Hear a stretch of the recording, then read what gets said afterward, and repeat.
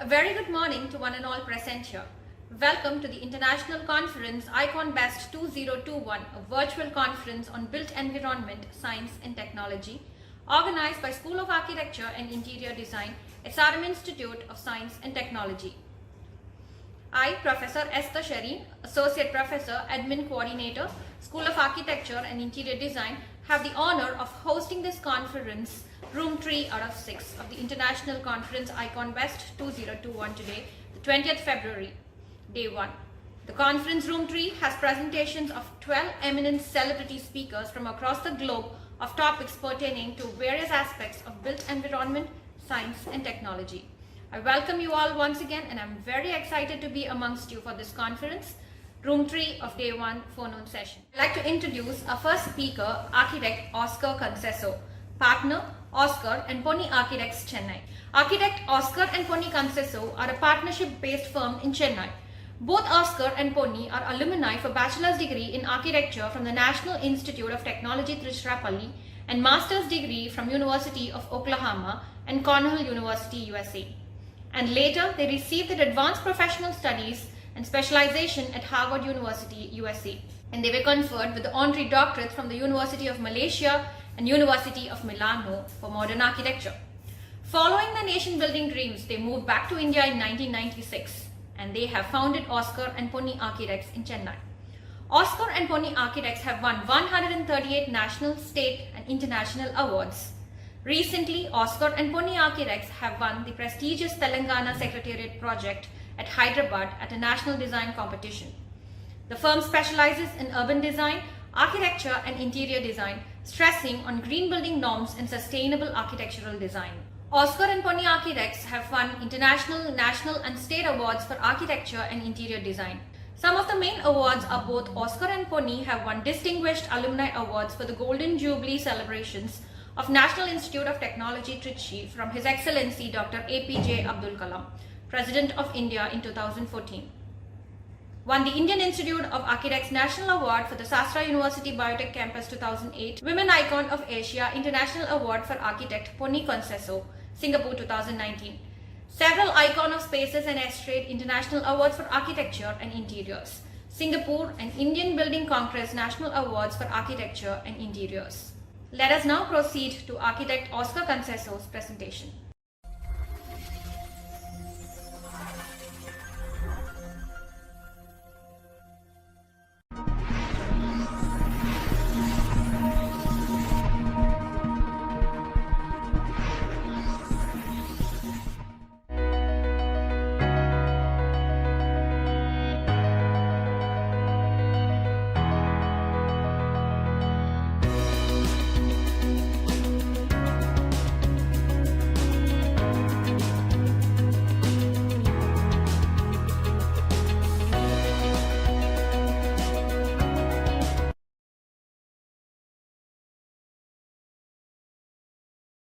A very good morning to one and all. It is thrilling to know that Icon Best Conference focuses on the role that we play in shaping the natural and built environment.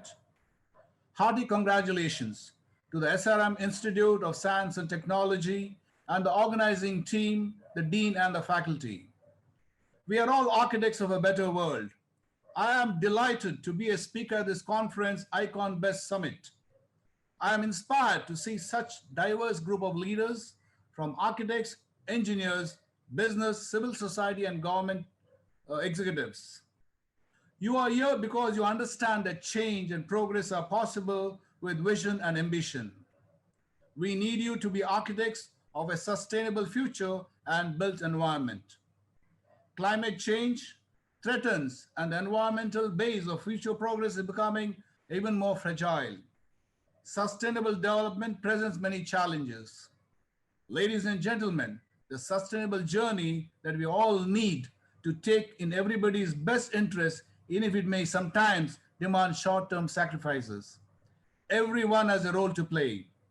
Ladies and gentlemen, today I ask you to be architects of a better world and the built environment. Help us to respond to the urgency of our global challenges and build a better tomorrow. My topic is smart cities from Oscar and Pony Architects. What is a smart city? A smart city is an urban area that uses different types of electronic methods and sensors to collect data. This includes data collected from citizens, devices, buildings, and assets that is then processed and analyzed to monitor and manage traffic and transportation systems. Power plants, utilities, water supply networks, waste, crime detection, information systems, schools, libraries, hospitals, and other community services. What are the smart city concepts? We have smart governance and smart education, smart healthcare, smart buildings, smart mobility, smart infrastructure, smart technology, smart energy, and finally, smart citizens. There are several components of a smart city, right from people and education, energy and environment, infrastructure, security, government administration, mobility, innovation technology, and healthcare. What are smart buildings? A smart building is one that is using technology to share information about what goes on in the building between systems so to optimize the building performance. This information is then used to automate various processes from heating and ventilation to air conditioning and security. Smart mobility. This smart mobility solution offers a multimodal capability which bundles transport options such as public transport, on demand services, vehicle sharing, bike sharing, and ride hailing. With access to mobile app, customers can book and pay for mobility services through an integrated account. Smart technology. Now, smart technology that uses data and technologies to improve the lives of the citizens and businesses that inhabit it. The IoT, that is Internet of Things, is a network of physically connected devices like vehicles or home appliances that enable these things to connect and exchange data. Smart infrastructure is very much needed in smart cities that use data and technology to create efficiencies, improve sustainability, create economic development, and enhance the life factors of people living and working in the city. It also means that the city has a smarter energy infrastructure. Smart digital infrastructure helps to increase understanding and the control of operations and optimize the use of limited resources in every city. Smart governance. Smart governance are two sides of the same coin. The use of internet and digital technology is creating a progressive government public partnership, strengthening government institutions and integrating all sections of society. Smart citizen. Smart cities includes apps that allow citizens to report local issues more easily, or community networking platforms that allow neighbors to connect and share resources. Smart citizen can be placed in locations like balconies and window sills to gather data on local environment, including air pollution and noise. Smart healthcare is a health service system that uses technology such as wearable devices, IoT, and mobile internet to dynamically access information, connect people, materials, and institutions related to healthcare, and then actively manages and responds to medical ecosystem needs in an intelligent manner. Smart parking is a parking solution that includes in-ground smart parking sensors, cameras, or counting sensors. This data is then transmitted to a smart parking mobile application or website which communicates the availability to its users. Now, what are intelligent transport systems? An intelligent transportation system, ITS, is an advanced application which aims to provide innovative services relating to different modes of transport and traffic management and enables users to have better informed and make safer, more coordinated and smarter use of transport networks. These technologies include calling for emergency services when an accident occurs, using cameras to enforce traffic laws, or signs that mark speed limit changes on several conditions. Intelligent transport system. In smart cities with mature traffic management solutions, advanced traffic control technologies enable traffic signals to adjust based on real-time traffic conditions with increasing use of artificial intelligence. Traffic data is sent to connected vehicles transmitting to the traffic flow. The traffic management. A smart city is defined as a city equipped with intelligent infrastructure which provides improved quality of life with sustainable environment through smart built solutions. Smart cities demand for a reliable, energy efficient, and quality power, and thus smart grid becomes imperative. Now, what's a smart grid? You have wind power plants, you have underwater cables, you have solar power plants, then energy is stored, and then sort of energy management system, which is distributed through the different smart houses, thermal power plants giving energy. You have electric vehicles and smart houses, and smart cities, and smart offices using a smart grid. Now, what is smart urban lighting? A smart city lighting system is when a metropolitan or an area within a metropolitan city uses the street roadway lighting systems to not only provide a safe, illuminated roadway to the occupants of the city, but also uses the systems lighting photo controls and various sensors to collect data, then uses insights gained from this data to manage assets, resources, and service efficiencies. Smart urban lighting, it can provide the municipal the following information: air quality, temperature readings, wind speed, people counting, flood detection, crowd noise, gunshot detection, and population density by using smart urban lighting. Waste management, a proposition for improved smart waste management solution in the context of smart city. The current state of technology in the field of smart waste management involves the use of sensors that measure the fill level of trash bin. Measured data is sent to the cloud for further processing and analysis. Digital signage. Digital signage also can be used by cities to better engage with citizens, informing inhabitants about district events or encouraging people to use shared devices displaying closest available city centers and public transportation throughout the city are tangible uses of case scenarios. What is smart city urban planning? They plan to focus on building smart blocks and implementing hybrid energy systems, promoting smart mobility, including smart traffic management, developing shared urban spaces featuring urban gardening, rainwater management, and waste management in circular systems, encouraging citizens towards a healthier lifestyle. How greenfield cities provide superior quality of life and infrastructure in urban India. Quality of life is determined by various parameters such as physical and mental health, safety and security, health and education, economic and financial opportunities, education and culture, spirituality and right to personal beliefs, public services and transportation, and a well balanced live, work, and play environment. A well planned city with ICT enabled infrastructure allows for zero waste, systems of 100% recycling and reuse, renewable energy generation, and desalination. What are the major lessons learned from developing smart cities? Don't skip any stage of urban planning. There are no shortcuts. Create a detailed infrastructure plan along with a development plan. Pre-identification of all approvals, clearances, and permissions. Shortening the construction schedule and prepare for project construction overruns. What are the challenges involved in smart cities? The major challenges in greenfield cities are adequate budgetary allocation and funding, government and private investments, multiple stakeholder management, and availability of skilled and non skilled labor that impacts the project's quality, progress, and timeline. Cities have faced challenges like congestion, pollution, and safety for decades, and most have a plan to combat them. While they continue to face these traditional issues, new threats such as cyber attacks, climate change, and other emerging problems are arising in cities. How smart cities can use IoT, that's Internet of Things, to become the green cities of tomorrow. Broadly speaking, the Internet of Things represents internet connected devices ranging from smart speakers to health trackers using different platforms. How do you evaluate smart cities baseline, sustainable level, and track progress? One of the pressing challenges facing all smart cities that want to become more sustainable is not understanding the most pressing issues in the city that negatively affect the planet. How do you improve waste management techniques? Globally, there is 3.5 million tons of waste generated daily, and that number is rising.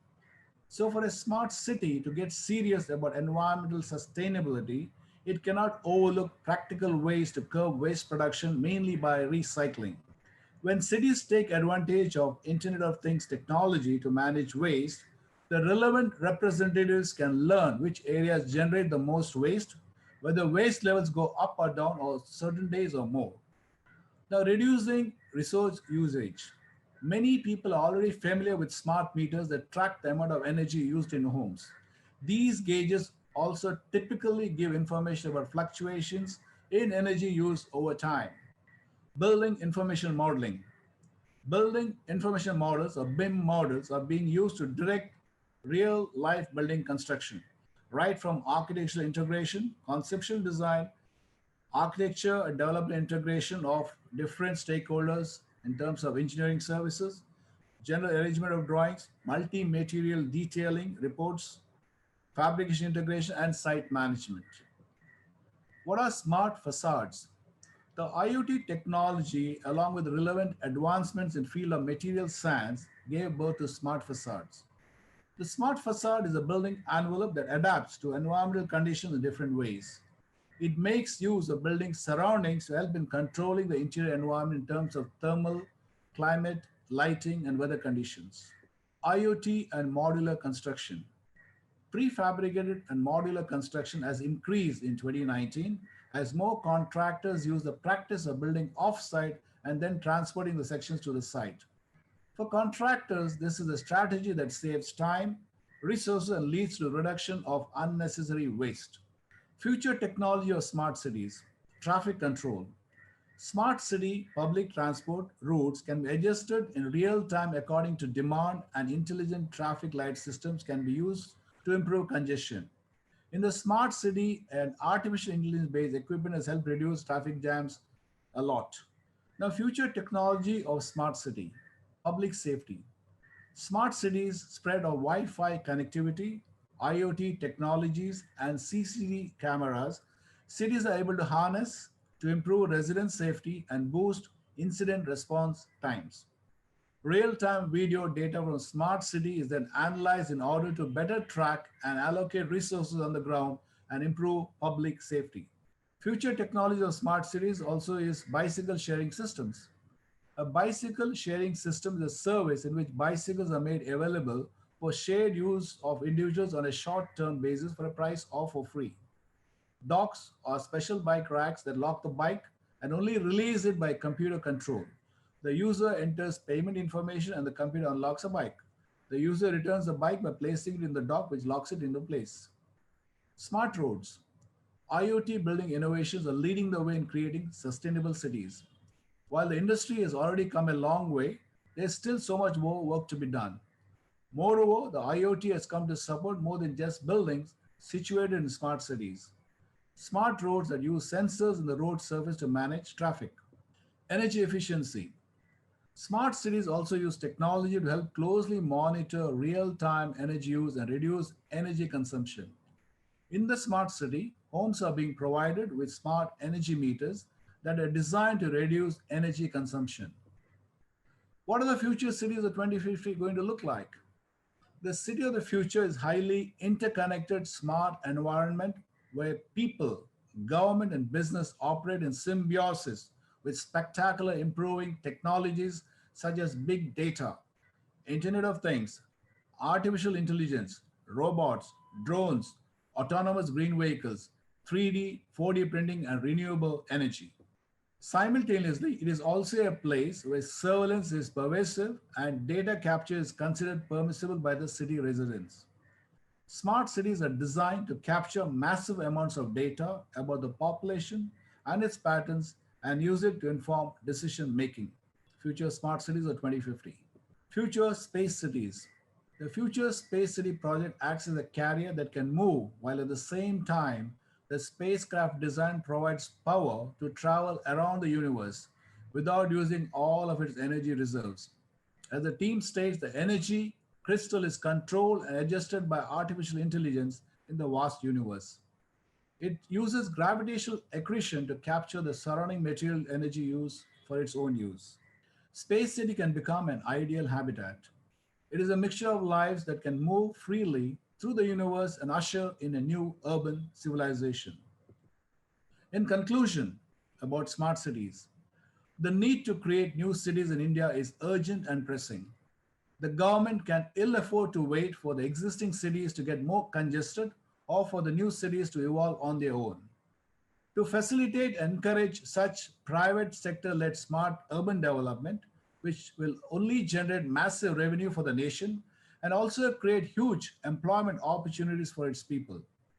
The government needs to realize the importance of greenfield smart cities and act quickly to provide a supportive policy framework and incentives for the same.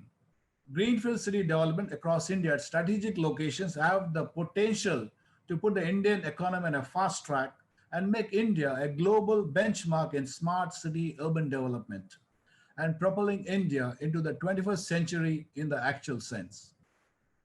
Thank you.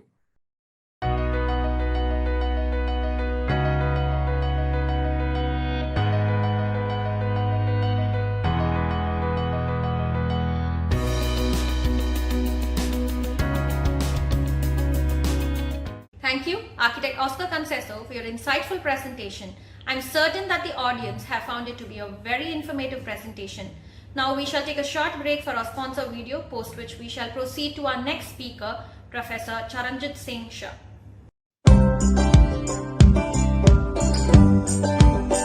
Trust EPCO for all the furniture hardware. EPCO, simplifying lives.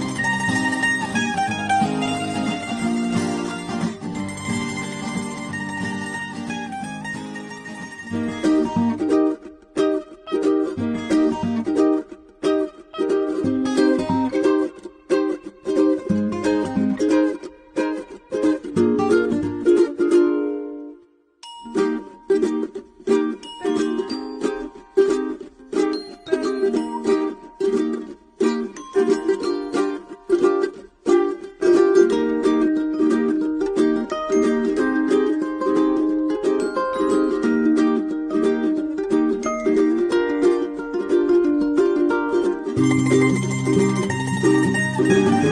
Smart by EPCO. Intelligent hardware for homes.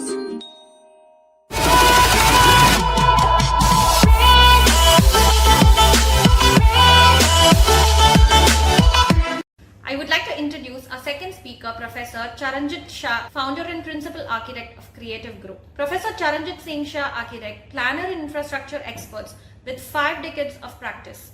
He's a practicing architect, planner, author, scholar, educationist, teacher, art and architecture critic, and practicing in creating sustainable green architecture. He is the author to many books in architecture and recently authored Redefining Indian Sustainable Smart Cities.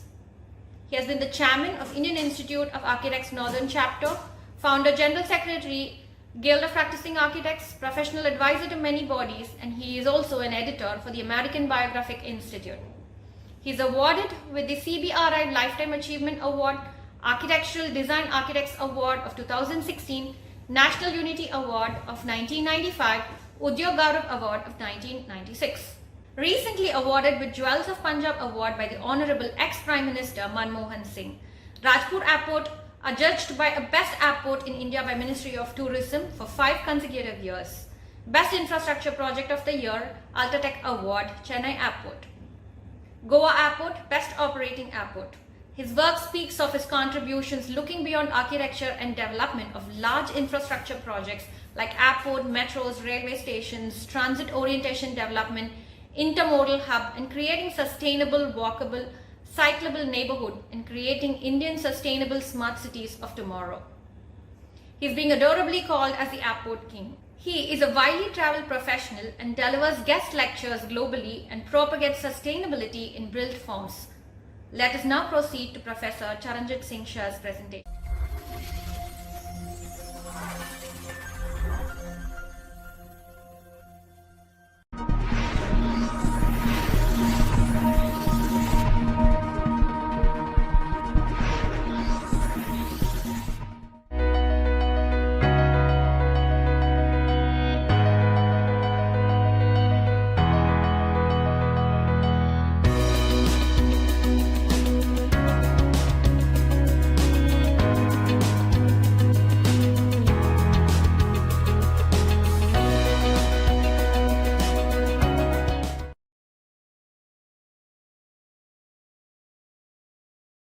Hello everybody, my colleagues, my professional brothers, students of architecture and I would also say engineering.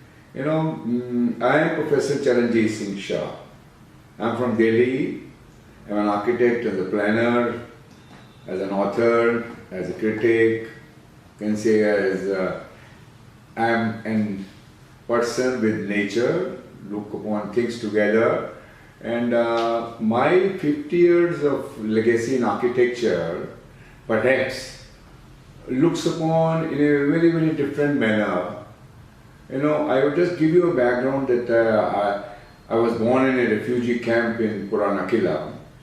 Then, I just kept on my father's vision that I should become an engineer, an architect. And then I joined architecture. I got admission in School of Planning and Architecture in Delhi. The type of passionate architects which I traveled with were like, you can say Professor Jawala, A.P. Kanwinde, and Raj Rawal, Joseph Stein, those are the type of Jasbir Sani, Jasbir Sachdev, Shivnath Prasad, Kuki Mathur, and also during the study, we were taught so much about Le Corbusier. I'm just narrating this, that was the growth of education in my School of Planning and Architecture, which has really put me into a lot of passion of sustainable architecture. And perhaps that is what the journey is all about. Once you are very passionate, and you really love and you are in romanticism in architecture, that is putting soul into architecture.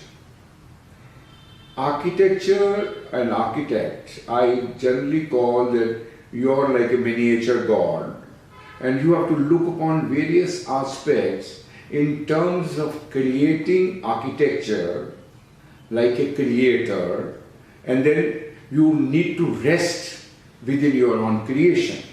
So that is what, when I say that I rest in my creation, is that I rest myself like a putting soul into architecture. So that is what I travel through, understanding the sustainable architecture in terms of, it's more onto passive ways of architecture, where you talk about the shape and size of the building, the envelope of the building, mutual shading. You talk about all these factors wherein you are looking into the natural resource management. You're talking about the terrain, you're talking about the topography, you're talking about all these things put together, which creates a holistic architecture. See, is architecture perhaps no longer a mother of all arts? It's like father of all arts, sciences, technology, and various other elements of applied architecture which you need to look upon. So as students, I would say that all these different subjects, which we call them applied elements of different subjects of architecture, maybe structures, climatologies, you talk about lighting, electrical, mechanical, all these are fundamentally to be interwoven into a design process thought. And once you start looking at all those things and they are interwoven into a design, then you come into the process of evolution of design. And that evolution of design, where all these matters are taken and interwoven, give me ultimately sustainable architecture, which will be grounded, which will be with the nature, and which will grow out of the nature or out of the soil. So it's like, how do you see that the terrain, the topography, the culture, it's like architecture for the people and for the place, and for the socio-economical condition, and for the climatical zoning. So once I understand all these in terms of the solar oscillation, in terms of wind direction, in terms of resource management, in terms of understanding the functionality, and perhaps then I start looking into how the overall form becomes functional, and the functionality and the form start complementing each other.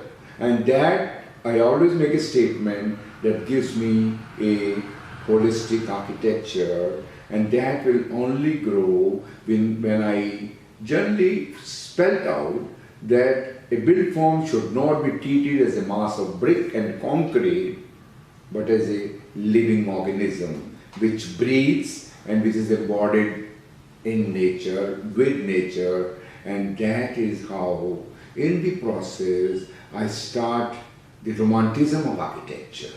Then you start working 24/7. So that perhaps is the way I looked upon architecture, the passion, and then we created a lot of buildings which really oscillate with the sun. That is from National Cooperative Union of India, Jawaharlal Nehru National Cooperative Complex in Hoskas in New Delhi, a multi-storied complex where all these factors, passive architectures has developed, inspired from Joseph Allen Stein, Ali Corbusier. And then you talk about many more other projects like, Golden Hut, which we prepared, which we designed, old timers. And then slowly, progressively in the south, then we made a Mudham dairy plant, which is again like a organism in architecture. And there we have all these RCC vault, musical vaults, playing with that vault, creating architecture which is actually adhering to local Vastu as well.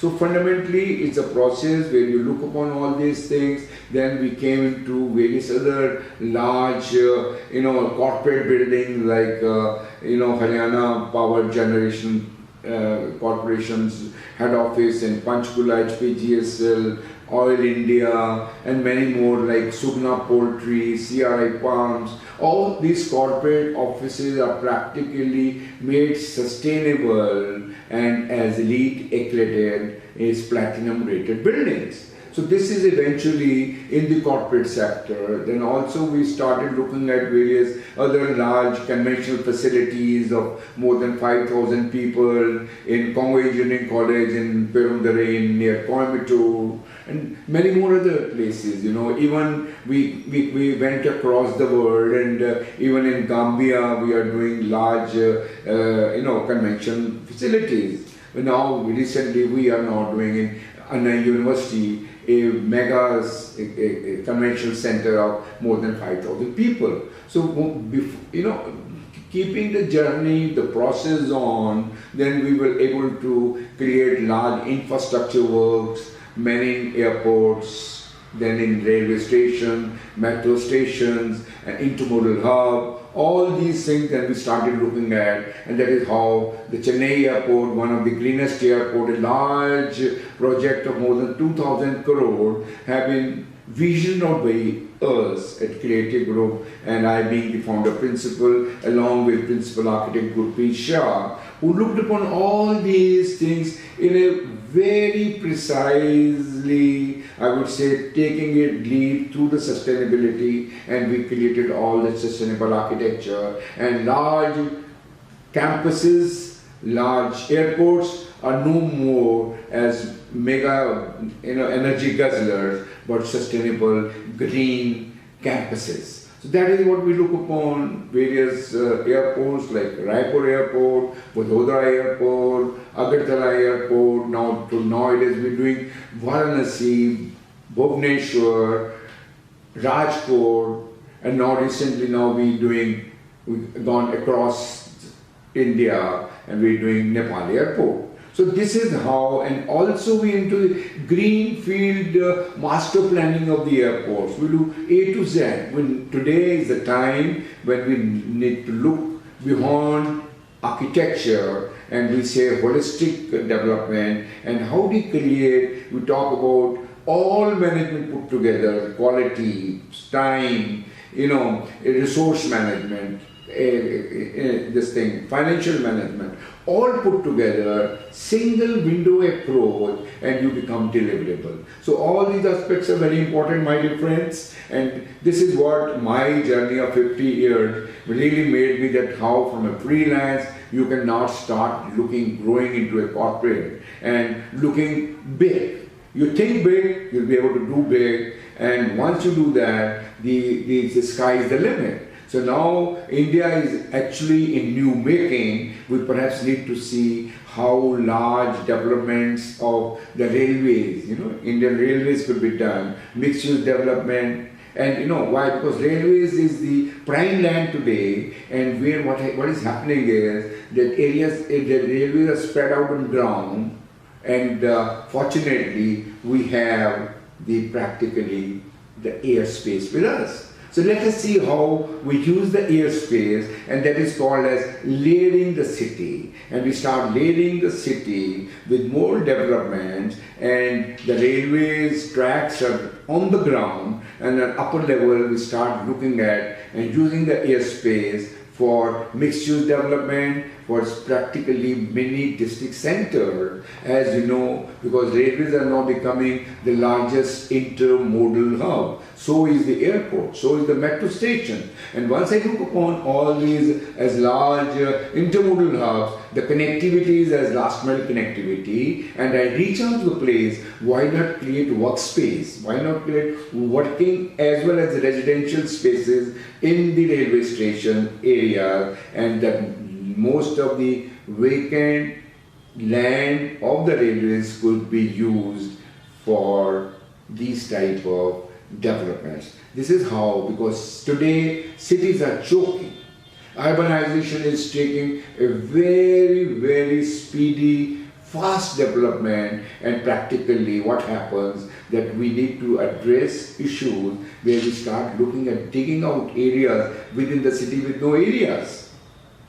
And once, it's like we're layering the city, 1, 2, 3, 4 flyovers, then you see metros, then rapid metro, then today we talk about many more other things put together, and it's become like one layer to another layer to another layer, multi-layers in the city, perhaps are shadowing the city, and by virtue of these multi-layers, we are getting more of air pollution, water pollution, and also sound pollution. So let's see, perhaps today is the time when we need to see why go over layering, why not go under layering, and we start looking at 5, 6, 7 floors below the ground, and my infrastructure goes below, my car parks go below, and like cities like Manhattan, Hong Kong, Singapore, Tokyo, all these, the layers are below the ground,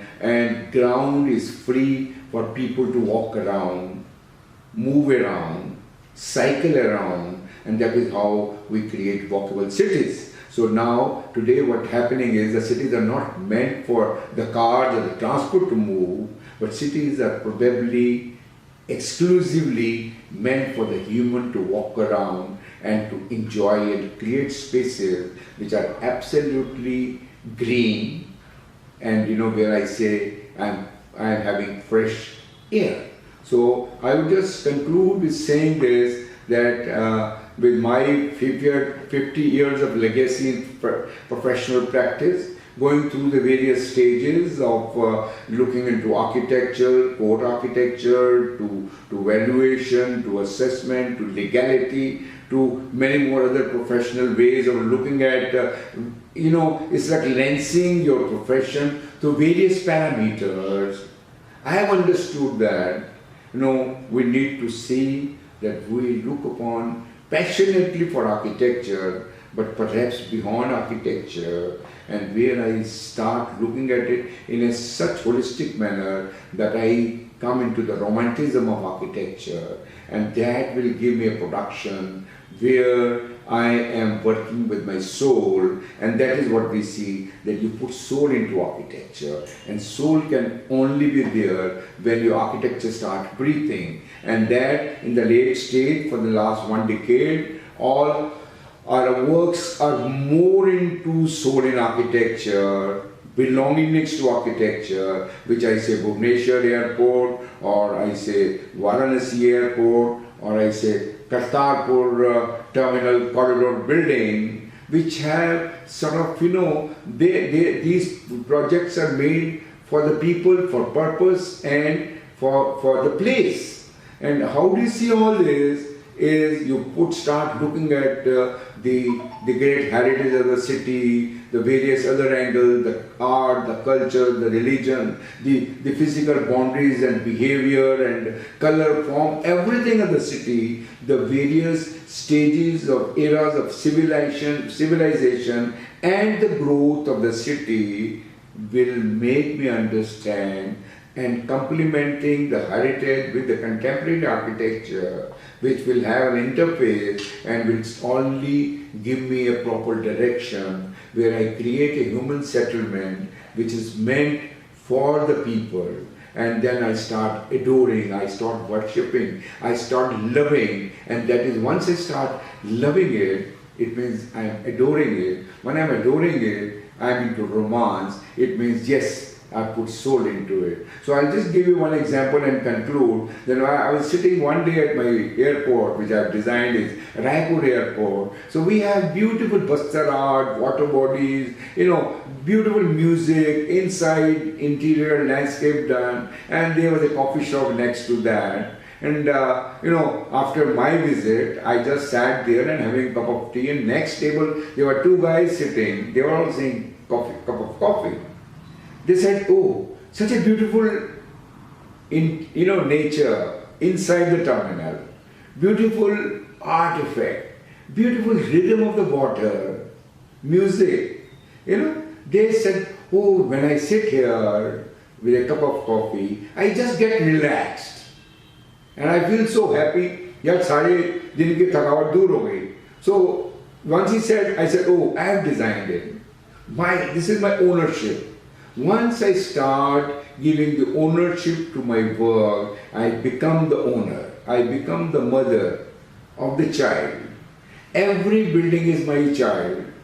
And once I start adoring into my architecture, I will behave like my mother. I will not see that any damage is done to my child in the process of planning, or in the process of designing, or in the process of execution, or in the process of maintaining. So all these aspects are that I would advise all my friends, professional students, everybody, let's have the romanticism in architecture. I make my architecture my girlfriend or my boyfriend and start adoring, loving, and be in romance. And once I'm in romance, I will have passionate to create a very humanistic, logical, environment-friendly, sustainable, green in architecture. So that is what I look upon. Let's all pledge today through your I would say the SRM University's icon best celebrated talk, that the intake is we must have passion. With passion, I get hold of my attitude into a good aptitude, and I come nearer to perfection. So thank you very much.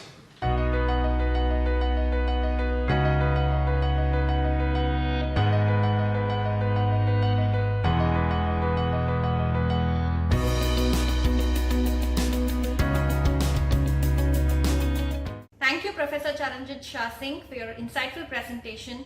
I'm certain that the audience would have found it to be a very informative presentation. Now we shall take a short break for our sponsor video, post which we shall proceed to our next speaker, architect Vineet Khanna. I have great pleasure in welcoming you all for the Let's Connect program of Nippon Paint India Private Limited.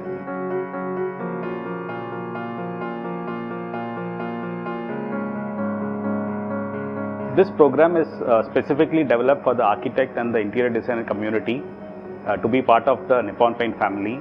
Nippon Paint, as you all know, is part of the NIPSEA group, which is 137 years old, originated from Japan, and we have widely spread into all the Asian countries.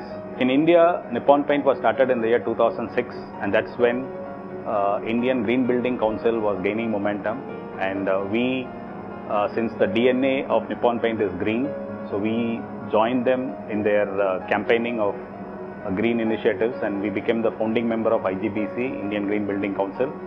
And right from 2006 onwards, we have been associated with all their initiatives towards sustainable products and services. And we are the first company to be registered and certified as Green Co for all our manufacturing process. And the products which come out of the factory is also certified as Green Pro.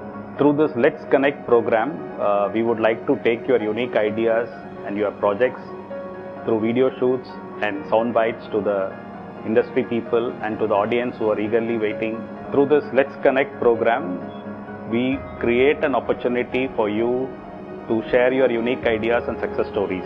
You will also have an access to be part of the AYDA program of Nippon Paint, and also into various architectural conferences, CSR activities what Nippon is carrying out in this country.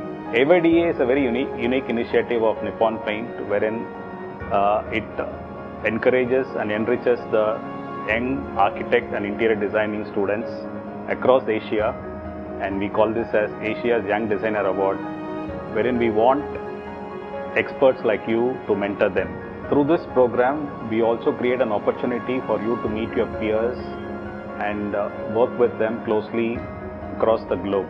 This platform also allows you to create an access to the tools and product information of Nippon Paint, and also there will be a dedicated Nippon team working closely with you. I once again take this opportunity to welcome you all into this Let's Connect program for a mutually beneficial experience. Let's connect.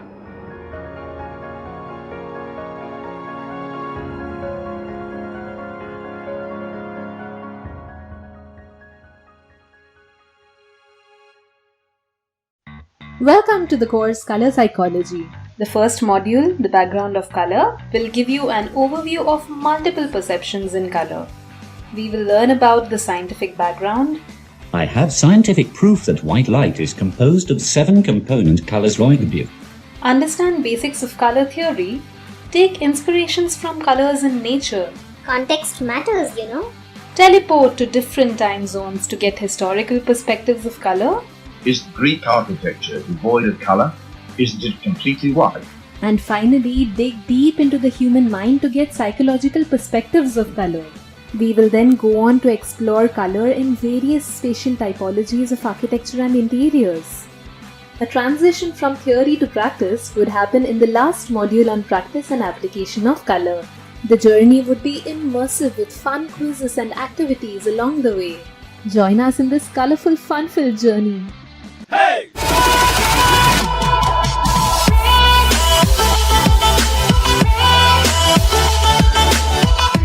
I'd like to introduce our third speaker, architect Vineet Khanna, founder visionary, Space Age Architects from Haryana.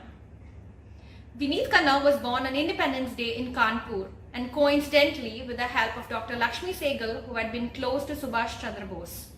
It is not a wonder that he has an independent soul who has lived through the past 56 years in his own imitable free manner. St. Xavier School, Delhi and his grandparents' liberal upbringing only brought out the fiercely creative independence streak even further. The School of Planning and Architecture, New Delhi, an institution best known for fostering lateral thinking, was just the launch pad this passionate bringing needed. For 2 decades, he was the design backbone for his mother's venture Touchwood while partnering on architecture design with his friend Samir in Space Age Architects. On schools, residential schools, colleges, universities, institutes, townships, tourism infrastructure, hospital data centers, shopping malls, and airports. Let us now proceed to architect Vineet Khanna's presentation.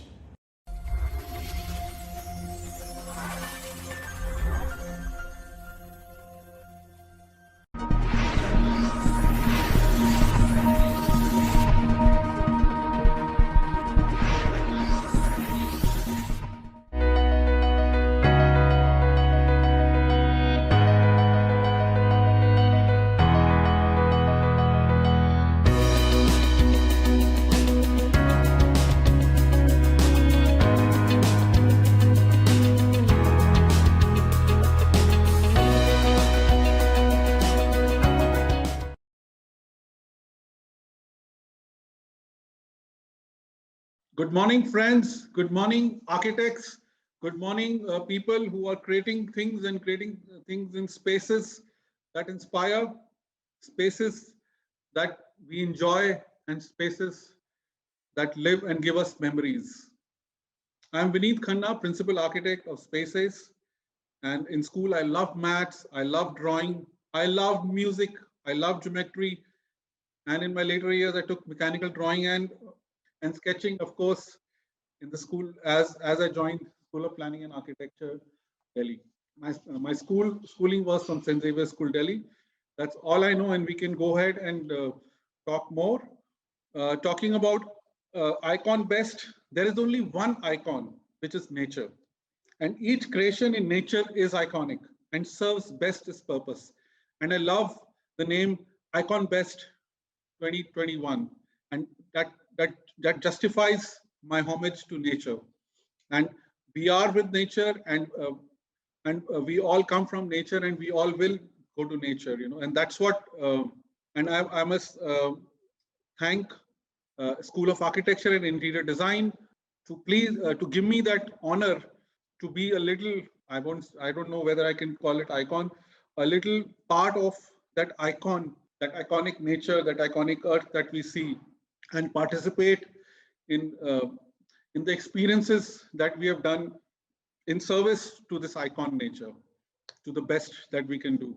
My acknowledgements, yes, my acknowledgements are to, of course, first School of Architecture and Interior Design for thinking about me, and I don't know how they found me hidden in some corner of the nature. My first acknowledgement is to nature, then to Almighty God, then to teachers in the school, to all the professors in School of Planning and Architecture, New Delhi, and to my family and also to my wife to allow me to give this freedom to create the house that I live in.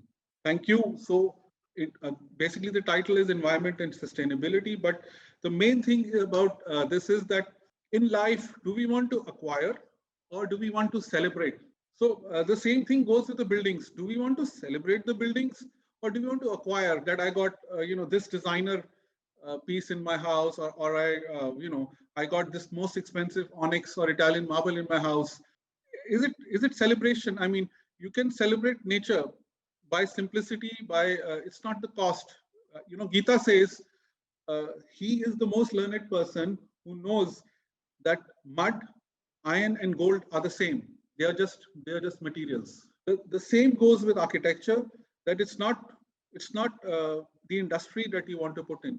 It's the celebration of nature that you want to put in, and that's what I have a short presentation which I also shared in one of the IA NatCons. I was one of the key speakers there, but I thought this will be best time to share it with fellow architects as well as who are looking to get inspired by nature.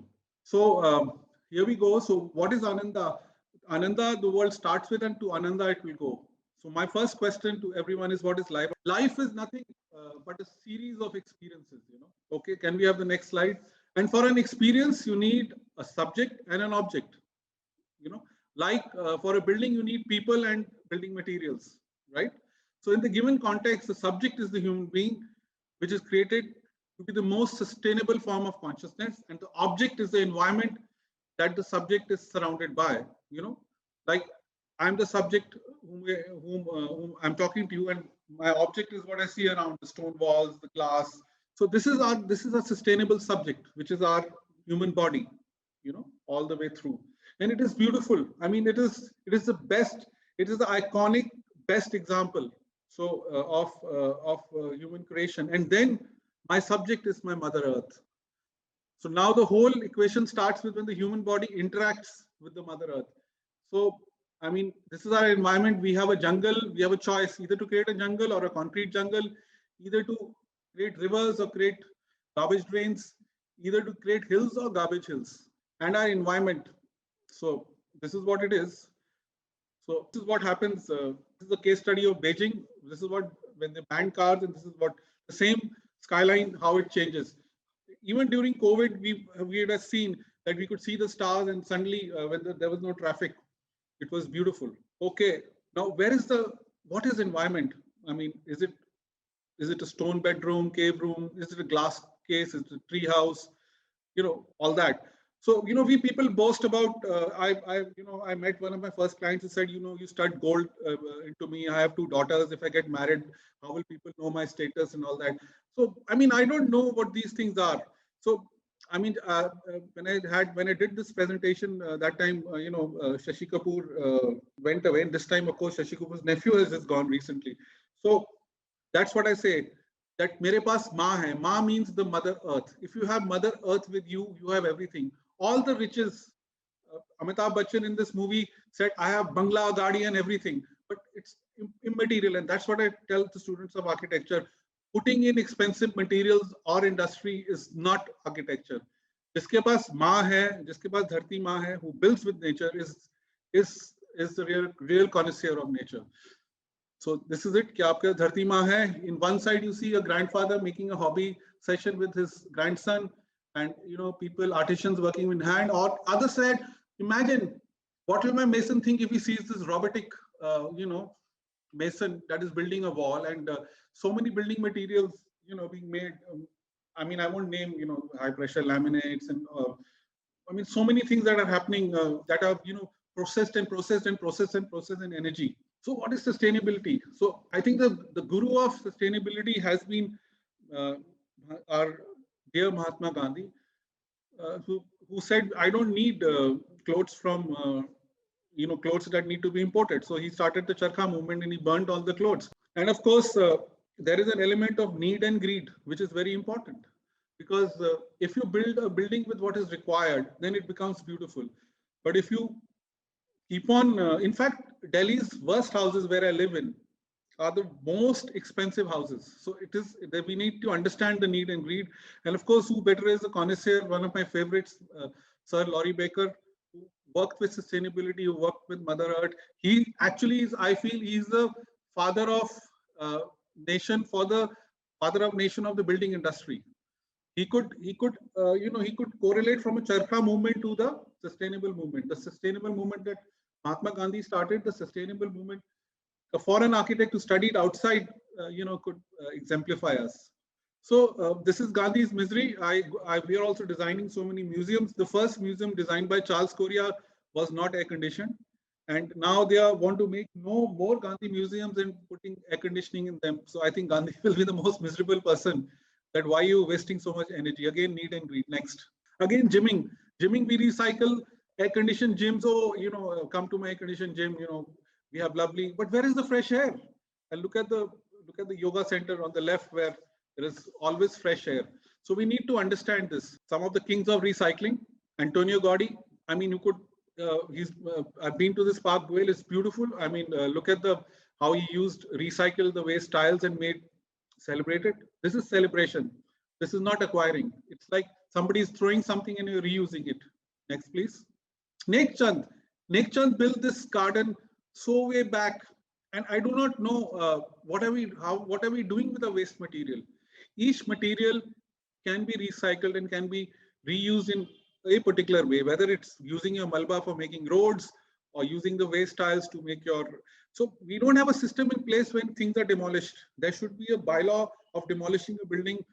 Of course, it is done informally, yes, because when a building is demolished, the lakdiwalas take the wooden chockhats, the stone people try to retrieve the stone and stock it. So there is a Kabadi Bazaar market, but Kabadi Bazaar market is not an institute. And this is what will save energy, recycle, reuse. Again, think about cars. I mean, we are scrapping old cars. Has anybody thought how much energy is consumed in making a new car? So why don't we have a policy to change the car engine? And that's it, because the car body, car tires are all new. So, I mean, again, the emphasis is on helping the industry, not helping nature. Buying a new car does not help nature. It kind of takes away from nature, because a new car has a much more carbon footprint than making an old car work. Nowhere in the world you have these laws. I was in Jordan, we had 45-year-old Mercedes running. So there is something wrong with our policies also. Next. Hassan Fethi, the king of mud, is mitti se aaya, mitti mein mil jana. Next. Building with mud, I'm just showcase one of the private residences where I am. I'm right now here. I don't know if I can take the laptop and show around. This is some of, we've used the natural stone that is available. Less of concrete. Of course, we have steel, but more of natural stone. This is our den. This is where I am currently in, and it's a stone. Now, as we go up, we are using natural brick, and wherever we see concrete, we had crushed the brick and, done the pointing. So it's a red room. It's like a fire room. This is our kitchen area. So this is how it looks. Our kitchen area. Everything is fire. Everything is on fire. Everything is red, and the roof is all. It's a self-supporting vault. Rashi, can you point the self-supporting vault in the center? Yeah, this is a self-supporting vault in the center, and we've used a lot of light. Even if you see cabinetry, there is light coming through. So there's a lot of nature. And there's a lot of, and there is nowhere in the house there's painting. That's of course the Laurie Baker model. And I must thank all the people at the Laurie Baker Center who helped me do it. Mr. Padma Kumar, Mr. Siddharth Mitra, and two key people who really helped me, get the right, because thinking about it and not getting the right masons and the right technology, you're nowhere. This is how the red fire desire kitchen looks like. Everything is on fire. Everything's sustainable. Do it once and just, that's it. Now, my higher levels were built with mud. So whatever earth we excavated, we got a machine from the Tara Nirman Kendra where we had compact mud, and I added there was 7% regulation to add cement, but I added about 10%, and we started building. And that's what the bottom right you see is Rashi, can you point out? Bottom right is what you see is how we having a brick infill slab of mud bricks. Next. So this is what we did. We had to work a lot hard in the shuttering. I had a lot of waste plywood lying in, my mother is, we have a carpentry workshop, my mother and brother have been, so a lot of waste board lying. So I thought, why not the bricks come down. So I spent a lot of time shuttering the whole thing and used all the waste boards to kind of dress these bricks in a in a linear fashion, so that you can see their face rather than you seeing flush with the slab. You see them with you see their little shape. You'll see the end results now. So this is the shuttering process. So this is how the final output is. So it's like a mud igloo. So you can see the bricks have come down because you use the board to kind of elevate the concrete. And wherever the concrete is, we mixed with mud, and we did the plaster and pointing. So this is the kitchen. So from the stone where I'm sitting on, which is actually a mind development zone, from the kitchen, which is all red and red bricks, to the mud brick zone. Next, please. So this is what we used in our steps. I mean, we used them. We took in the cement. So now, so there is no shuttering. So shuttering is the stone, and the step is ready. So there is no concrete over it, and there is no stone over it. So this is it. Just put the stone and a step is ready. What could be so simpler? And people are wondering, these stones will break. So I thought, okay, let the labor go up and build it. So for 3 years with cement bags, nothing has happened, and it's almost, I would say, nearing 17 years now. Nothing has happened to these steps.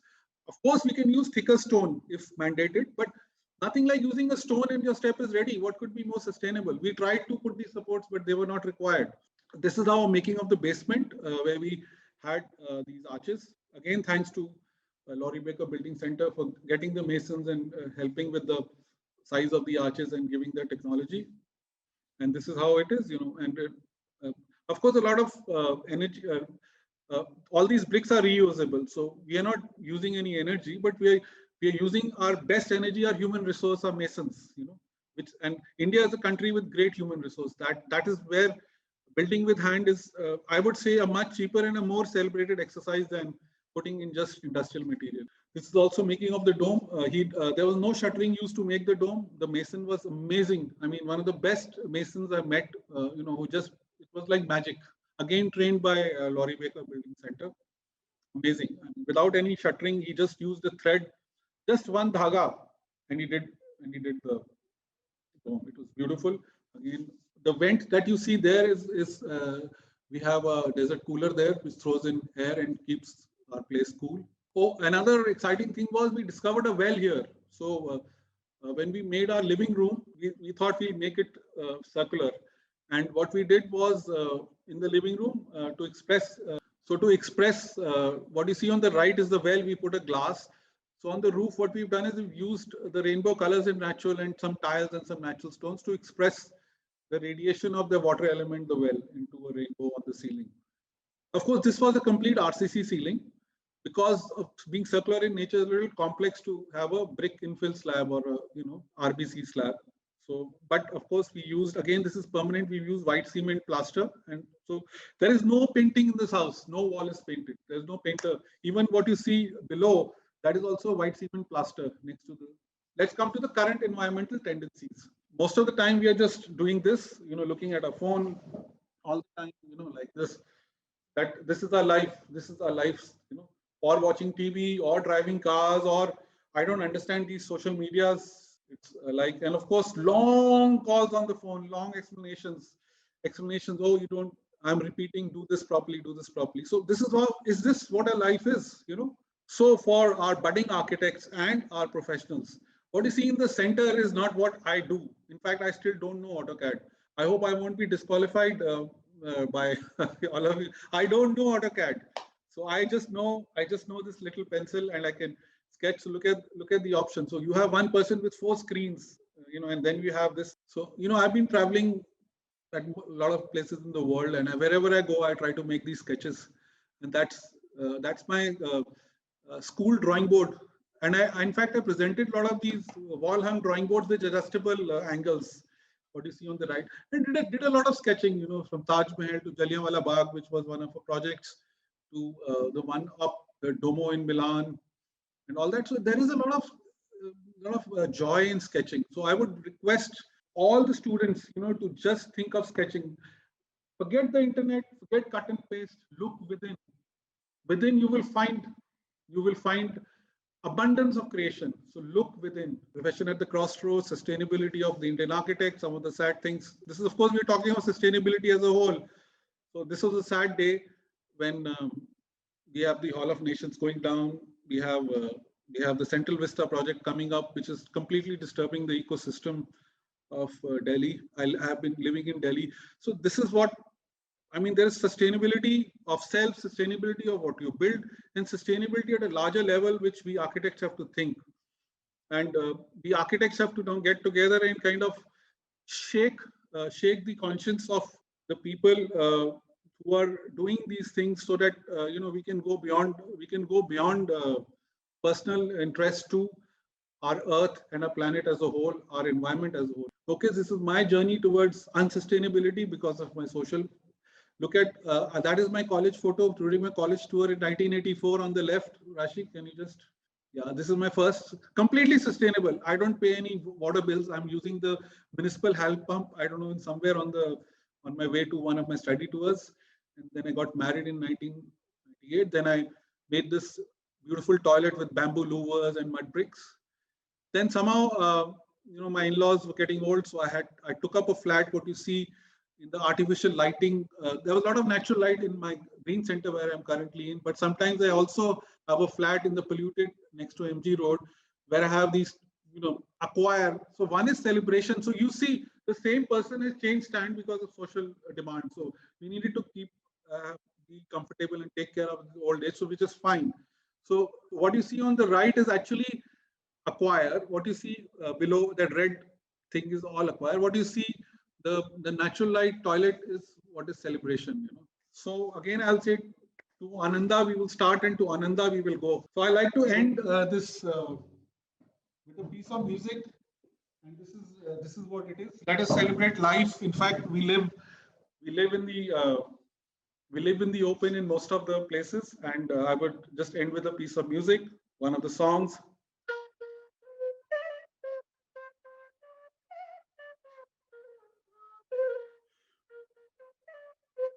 I think I've lost the notes, got nervous. I'll try again.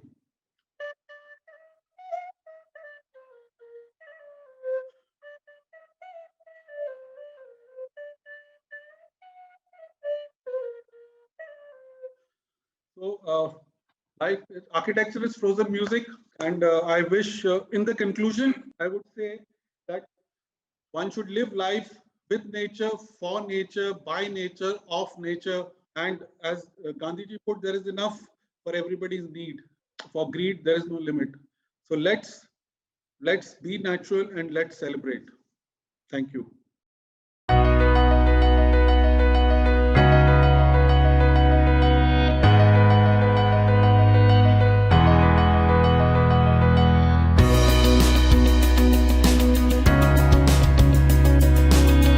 Thank you, Architect Vineet Khanna, for your insightful presentation. And I'm certain that the audience have found it to be very informative presentation. Now we shall take a short break for our sponsor video, post which we shall proceed to our next speaker, Professor Ramakrishna Rao. Ultratech Lightcon is lightweight, smart filler concrete used as a filling and leveling material. Ultratech Lightcon has been awarded Green Pro certification product by Green Products and Service Council. Benefits to end customer. First, no mechanical vibrators are used, so it saves cost. Second, it provides excellent sound insulation, which help create spaces where sound from neighboring rooms do not create disturbance. Third, it is fire resistant. It can reduce damage to structure in case of fire. Fourth, long-lasting roofs of structure as it is lightweight concrete.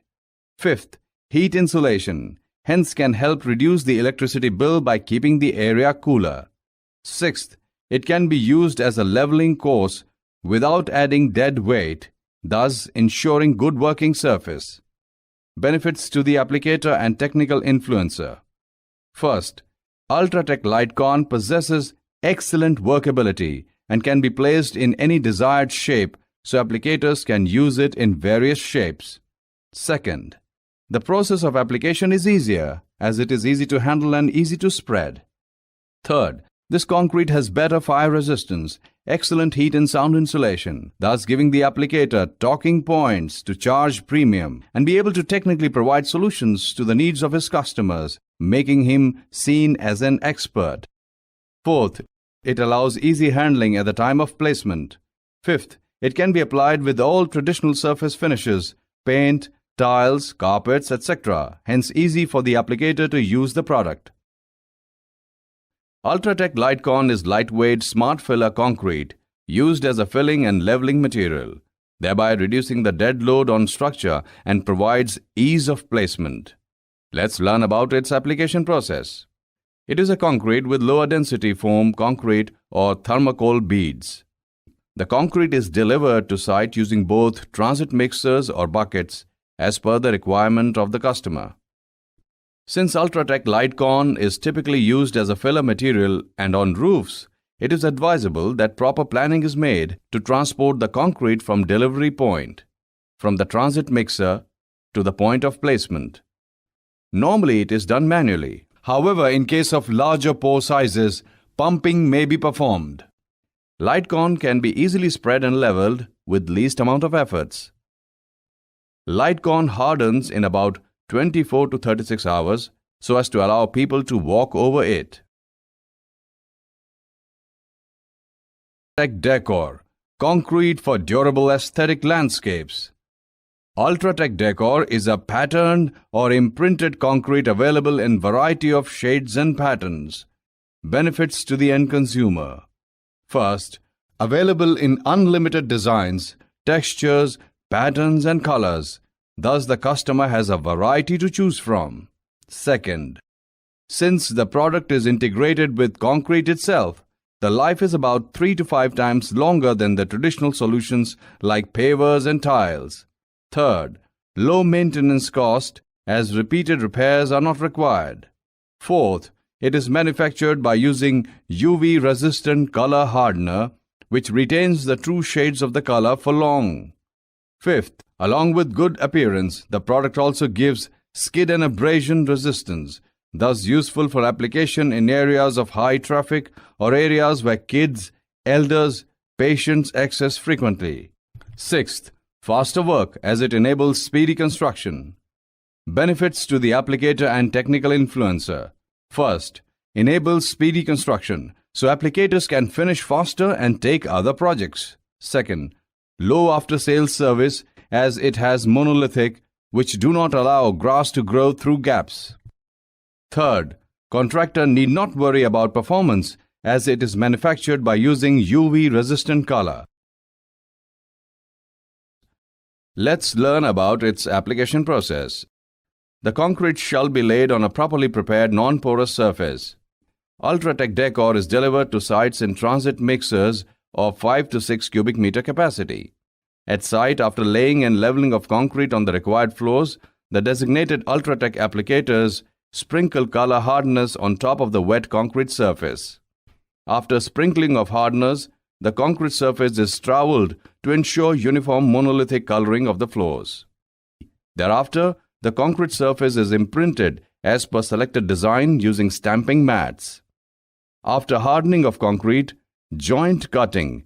At appropriate interval after hardening of concrete, joints are cut at designated distances, and sealing is done to ensure crack-free and properly protected aesthetic Ultratech Decor.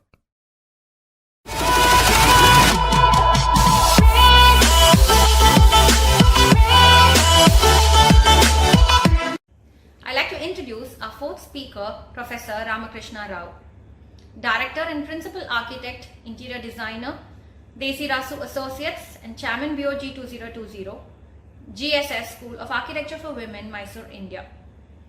He has completed his Master of Architecture from Ohio State University, USA and Bachelor's from Chandigarh College of Architecture, India. Architect D.S. Ramakrishna Rao presented papers at various international and national seminars and conferences over the last 40 years. He has won many awards, the Oman Green Championship Award 2012, Oman Green Awards, Triune 2013 Best Teacher Award, Indian Institute of Architects, Best Designer Award, Oman Medical College, New Campus Development, and the Desi Rasu Associates is the winner of Mysore Ultratech Awards 2017 for the project Sankalp Central Park Phase 2 in Mysore, India. He has many academic memberships and professional memberships to his credit.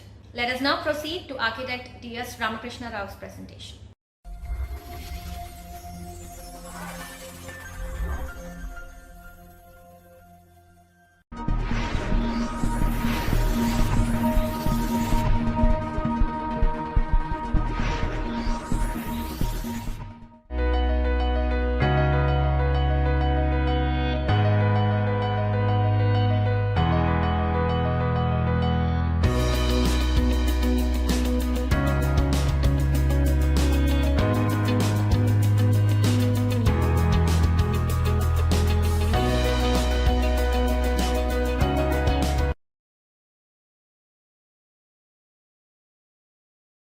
We were awarded the Oman Green Champion Award for our Caledonian College of Engineering campus in Muscat and Ultratech Award for our gated community project in Mysore.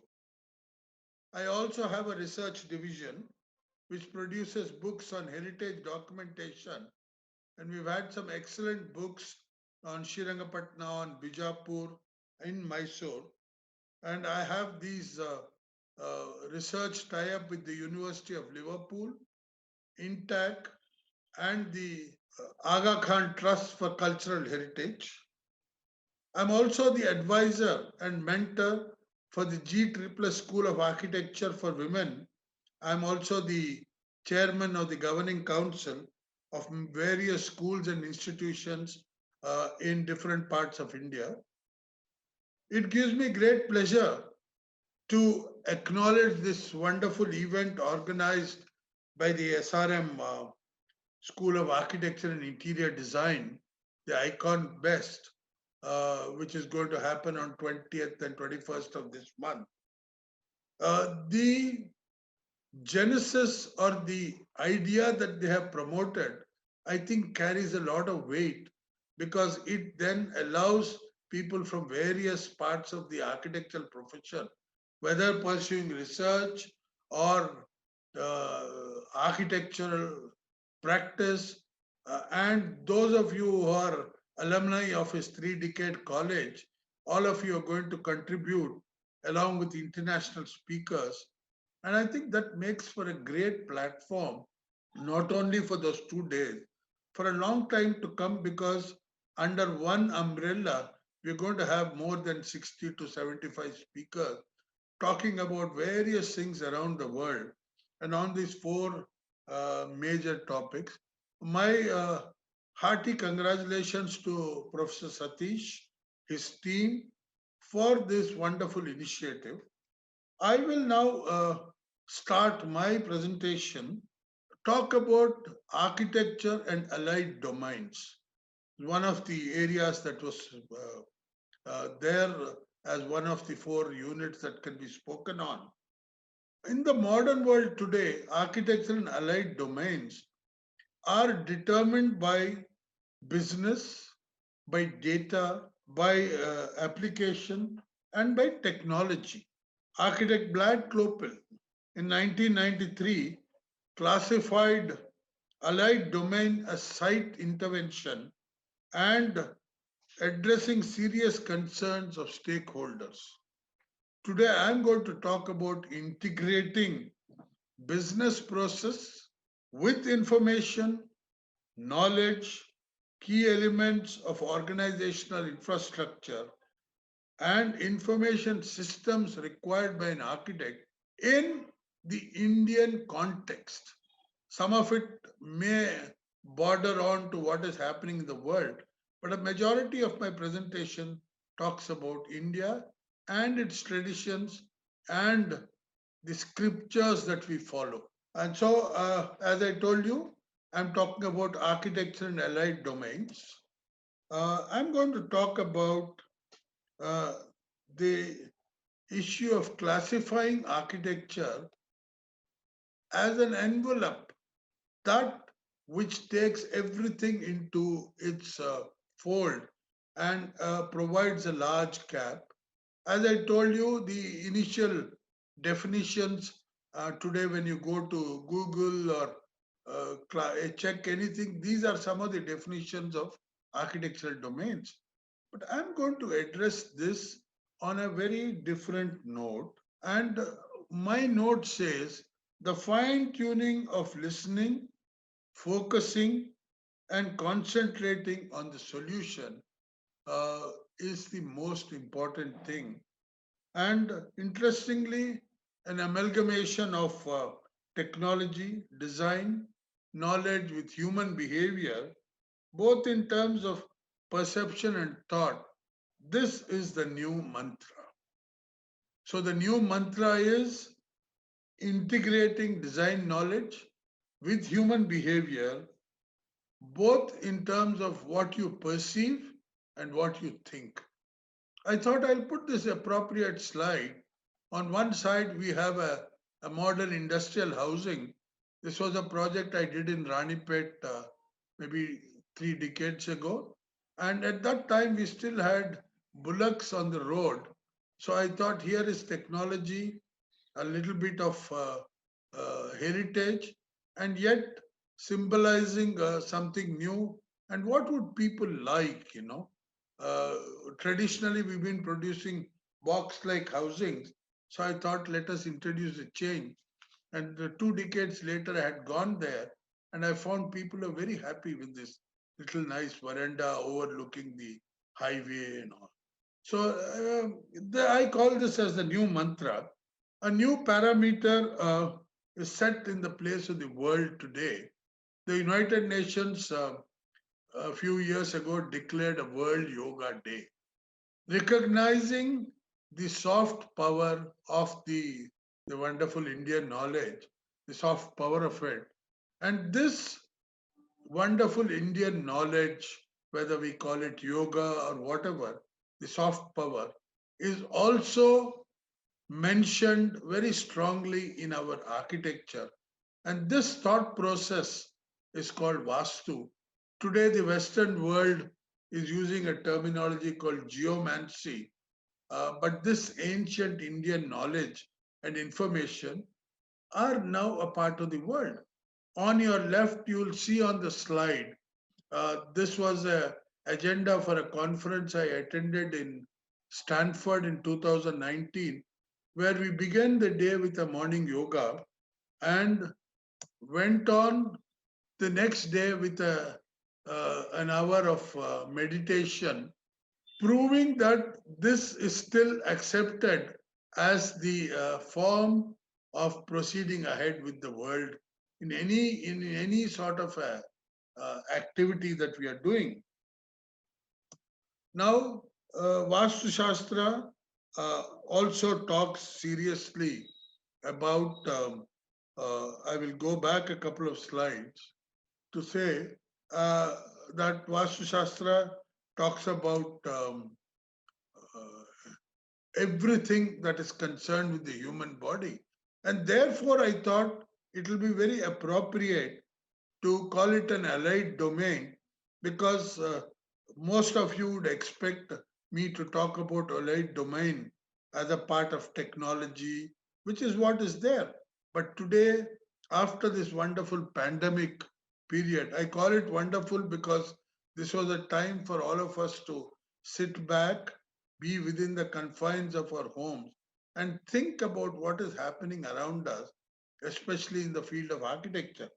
And this set a trend for thinking that we have now got time to bring out the tradition of our country and practice it when the Western world is also starting to recognize it. This to me is the beginning of the soft power of the Indian architecture.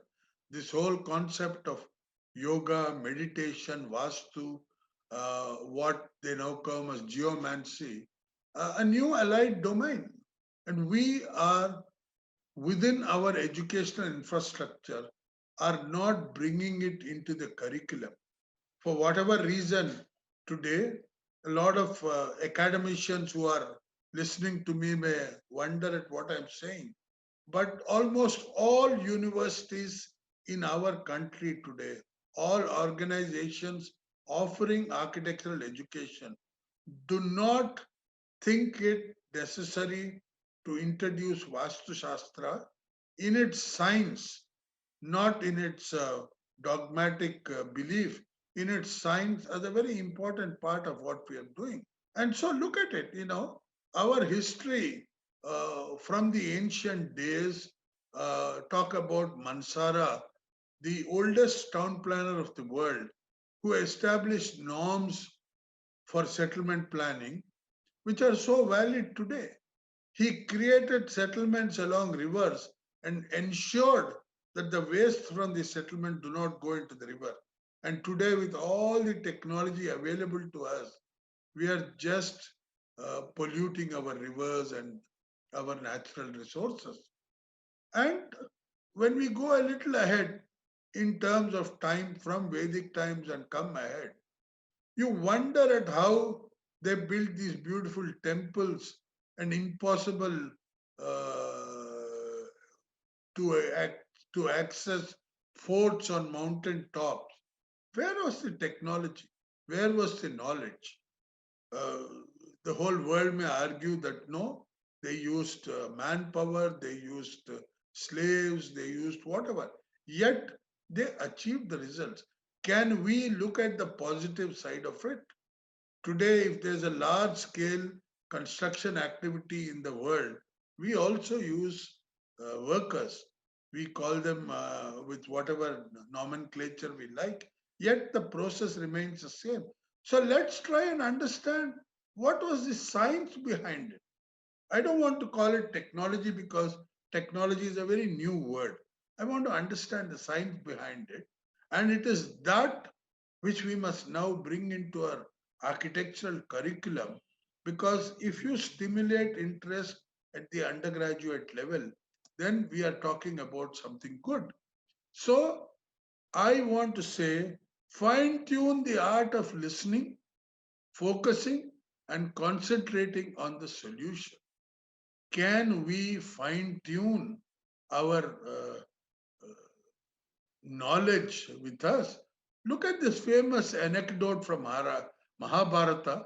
All of you would have heard it a number of times, that how Guru Dronacharya asked his disciples and said, "What do you see on the top of the tree?"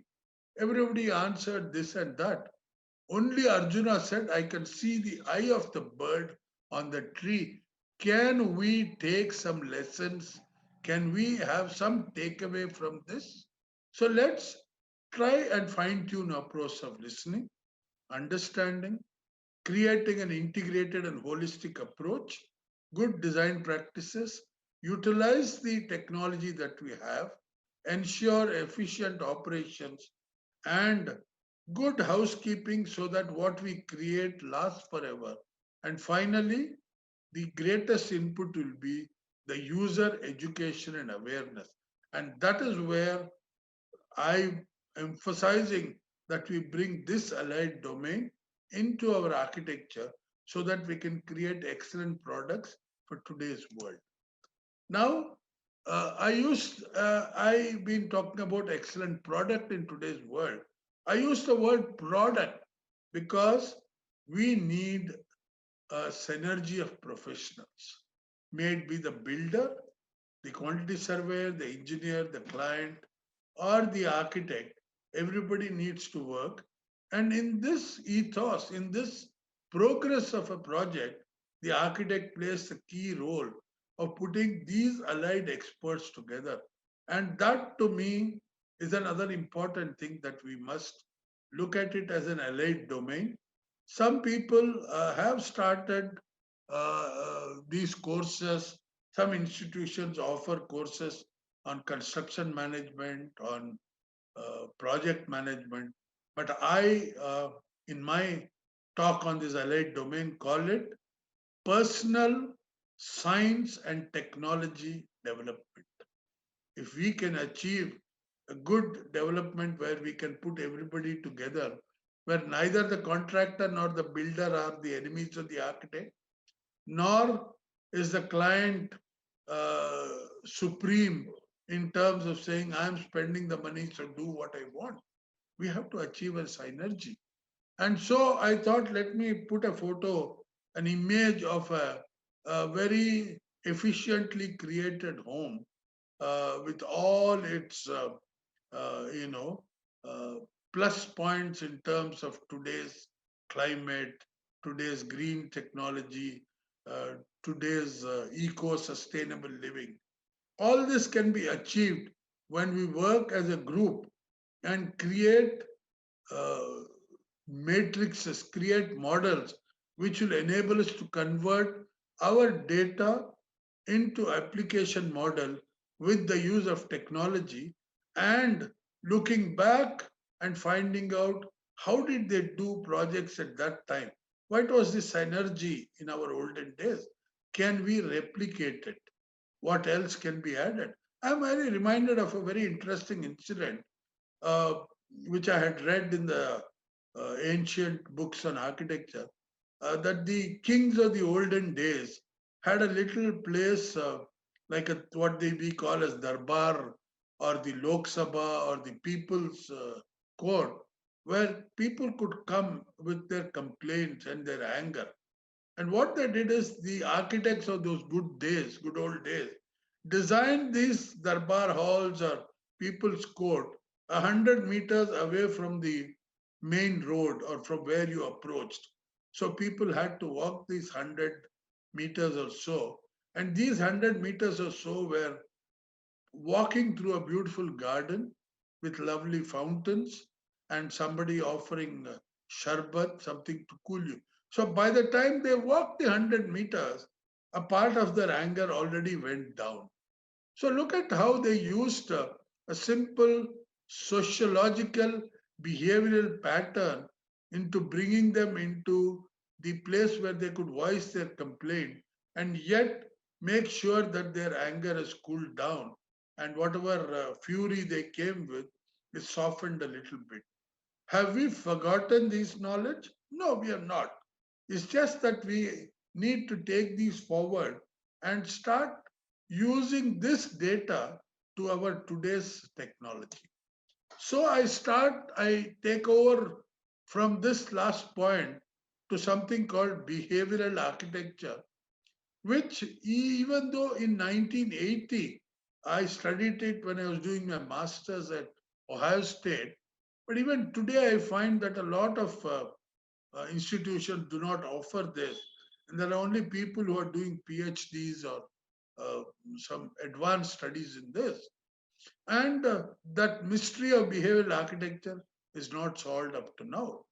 And somebody narrated a beautiful incident to me about how software offices are slowly becoming not software but suicide offices because you're making youngsters who are just out of institutions, colleges, the time when they have to be having social interaction, spending Friday evenings out and relaxing on Saturday, Sunday. They are working 24/7, 365 in 4 feet by 5 feet cubicles and interacting with people they don't know, somebody in Norway or North America or Sweden or South America, yet solving their problems, helping them out of crisis, telling them how to handle their new television or refrigerator or whatever. How then are we going to protect these people from these behavioral patterns which are being established? You make them work long, you keep them confined, except that they earn a lot of money to be confined within that. So it's not enough. Then I'm reminded of a wonderful anecdote narrated to me by my professor who was teaching us behavioral architecture.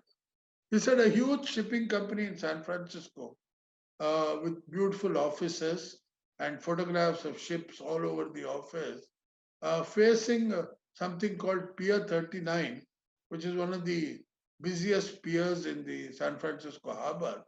And everything in the office reminded people about ships and the sea.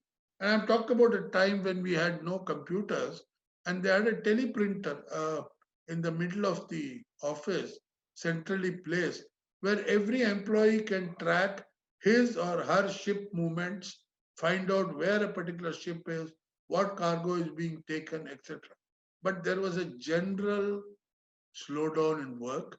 People are not very happy in spite of having wonderful chairman on the top who'd give them money, give them holidays.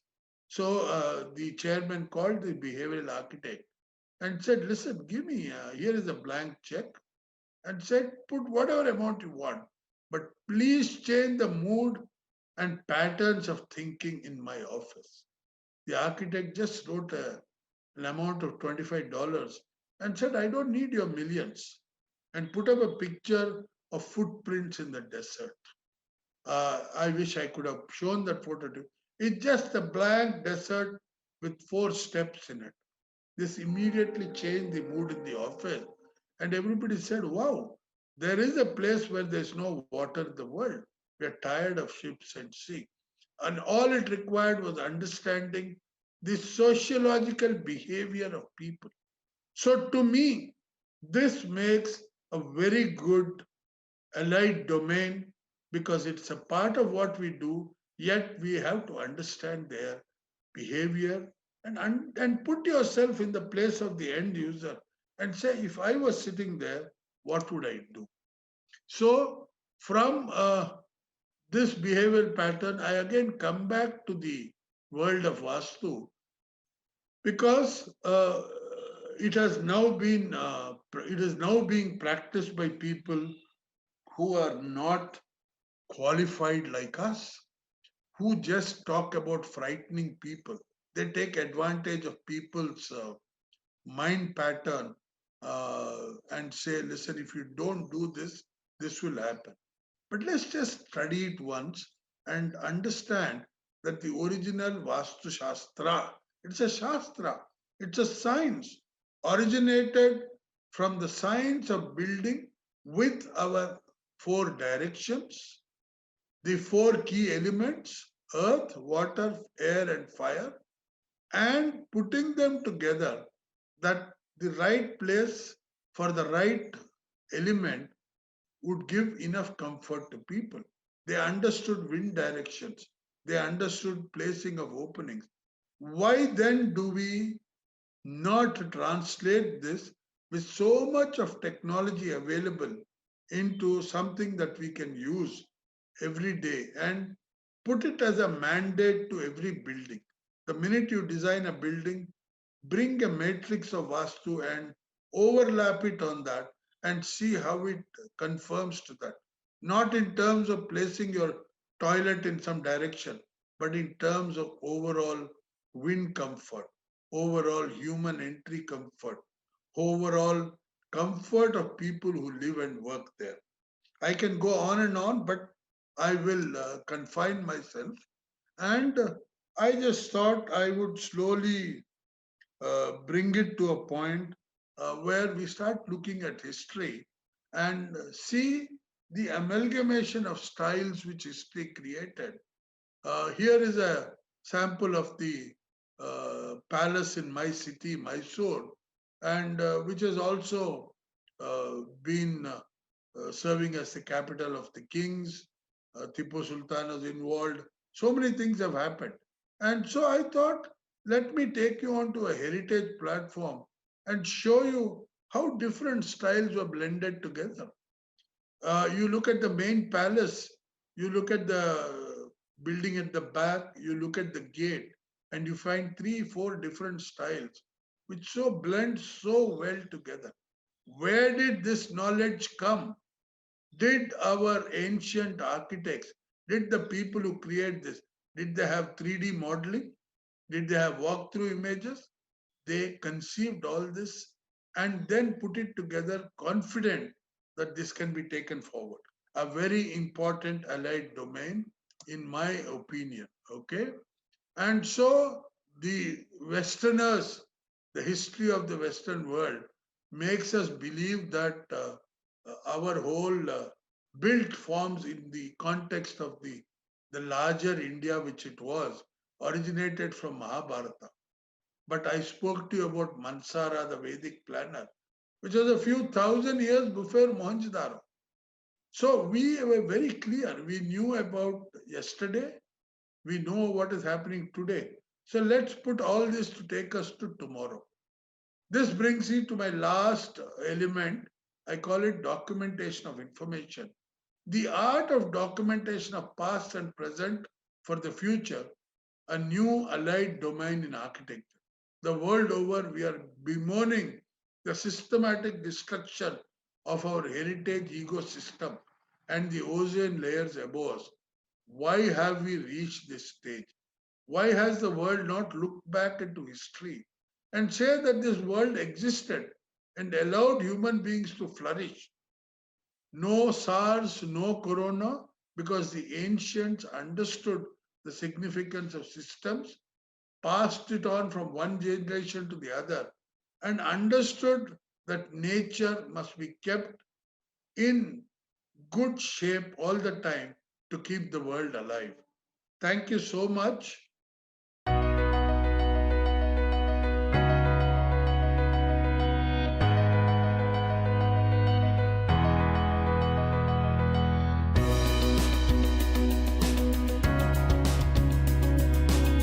Thank you, Professor Ramakrishna Rao, for your insightful presentation. I'm certain that the audience have found it to be a very informative presentation. And now we shall take a short break for our sponsor video, post which we shall proceed to our next speaker, architect Manoj Mathur.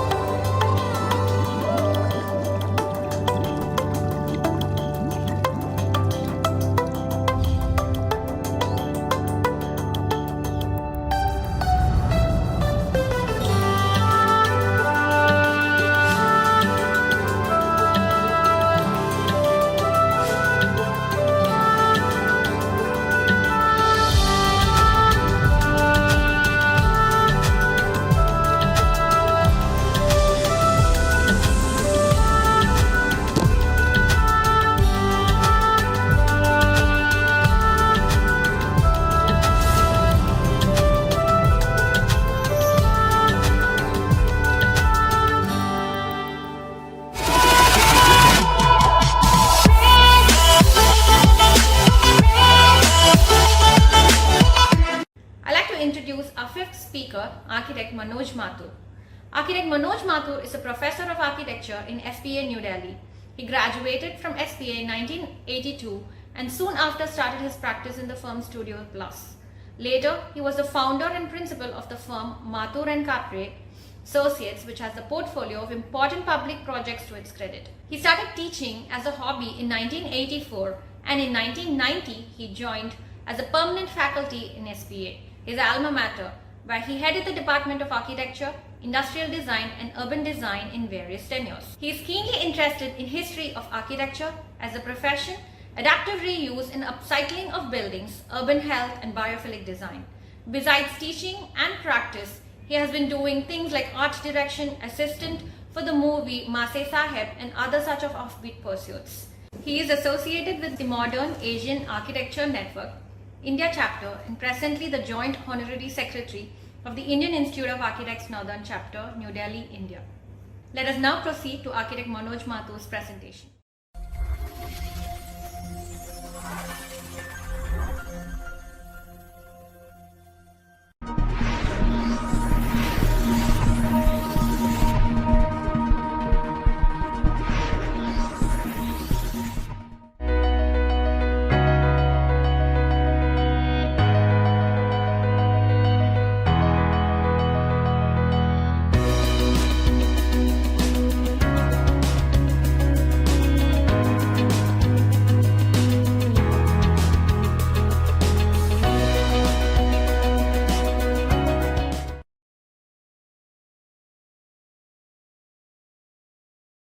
Greetings to all our viewers today, and thanks for joining in.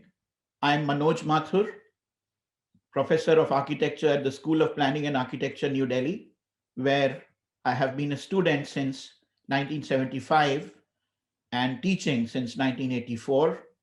I have also been in practice till about 12 years ago, and from that I have now retired. We did some interesting projects during that time. Prominent ones are the Sai Baba Temple redevelopment at Shirdi, the All India Institute of Medical Sciences at Jodhpur, the flyover at AIIMS, New Delhi. And we also had the thrill of doing the first of its kind conversion of a single screen cinema into a multiplex at the PVR Anupam, Saket, New Delhi. A lot of our practice has been about old buildings, about extending them, about upgrading them, breathing new life into them, which took us far afield from the architecture school design experience. And that is the springboard for my presentation today. But before I go any further, I would like to say something about Icon Best 2021.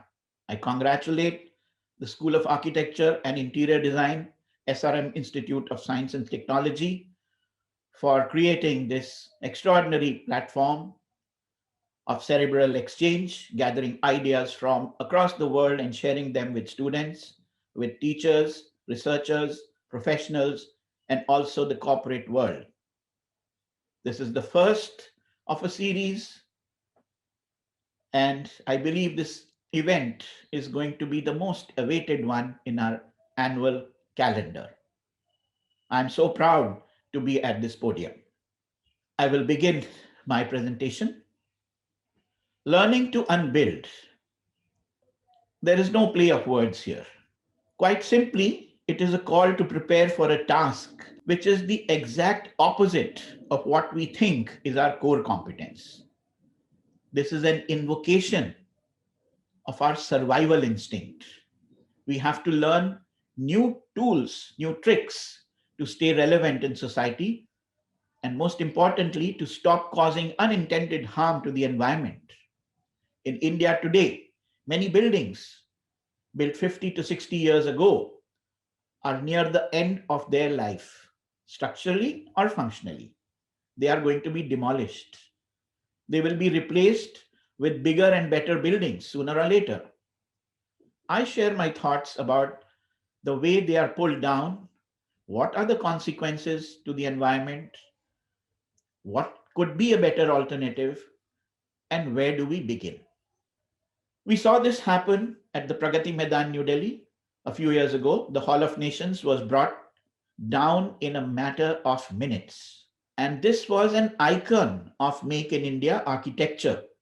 Just a few weeks back, we could push back a similar fate for the incomparable buildings at IIM Ahmedabad.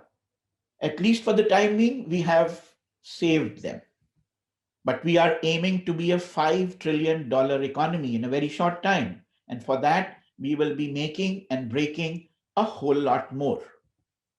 We will extract more minerals from the ground for our cement, sand, steel, aluminium, bricks, glass, and of course the coal and the oil. But the supply is not infinite, and it is progressively getting harder to reach. How long can our resources last? How long can we sustain this way of building? Sustainability is the catchword today in architects' offices, but the reality is different. For conscience keeping, we have devised metrics which console us that our buildings are sustainable. But actually, these ratings measure how relatively unsustainable our buildings are. We learn how to build so that we can comply with these goals. But these are just baby steps. Real sustainability is quite far. These are some of the most highly rated sustainable buildings in India today. Do we see anything different here? Anything which shows us a way to build in the future, which will be less resource intensive? No. The message is that it is business as usual. Nothing has changed. What we are missing out on is the ultimate demise of these buildings, a fact which we do not contemplate and the rating systems do not capture. This is a picture we have seen recently. A ship which was once the proud leader of the Indian Navy standing forlorn in the waters outside Alang. After its second innings, INS Vikrant finally is being broken down. It's a sad moment, but it is an inevitable event. After this, all its remains will be transferred to other uses. It happens to all the ships. But we do not think of buildings in the same way. We do not bother about this because our work stops when a building is up and running. But if the building was not to stay forever, then how should it end? For 50 years, we have chattered about this simple 3-word mantra: reduce, reuse, recycle. Yet, we do very little about it in our design practice. In our studios, we are still stuck with form follows function. Even after sustainability has become such an issue, it is still not the essential basis of our design concepts. It is an extra layer, a veneer. That is to say, or rather that's not to say that there are things happening in practice, notable exceptions. But we wish that they were the rule. For the rest of us, the alternatives were always clear, but our gaze was unseeing. Why? One of the major reasons could be our conditioning at architecture school. When creativity is underlined as the bedrock of our work, with so much emphasis always being new and different, we get kitted out as creators or makers.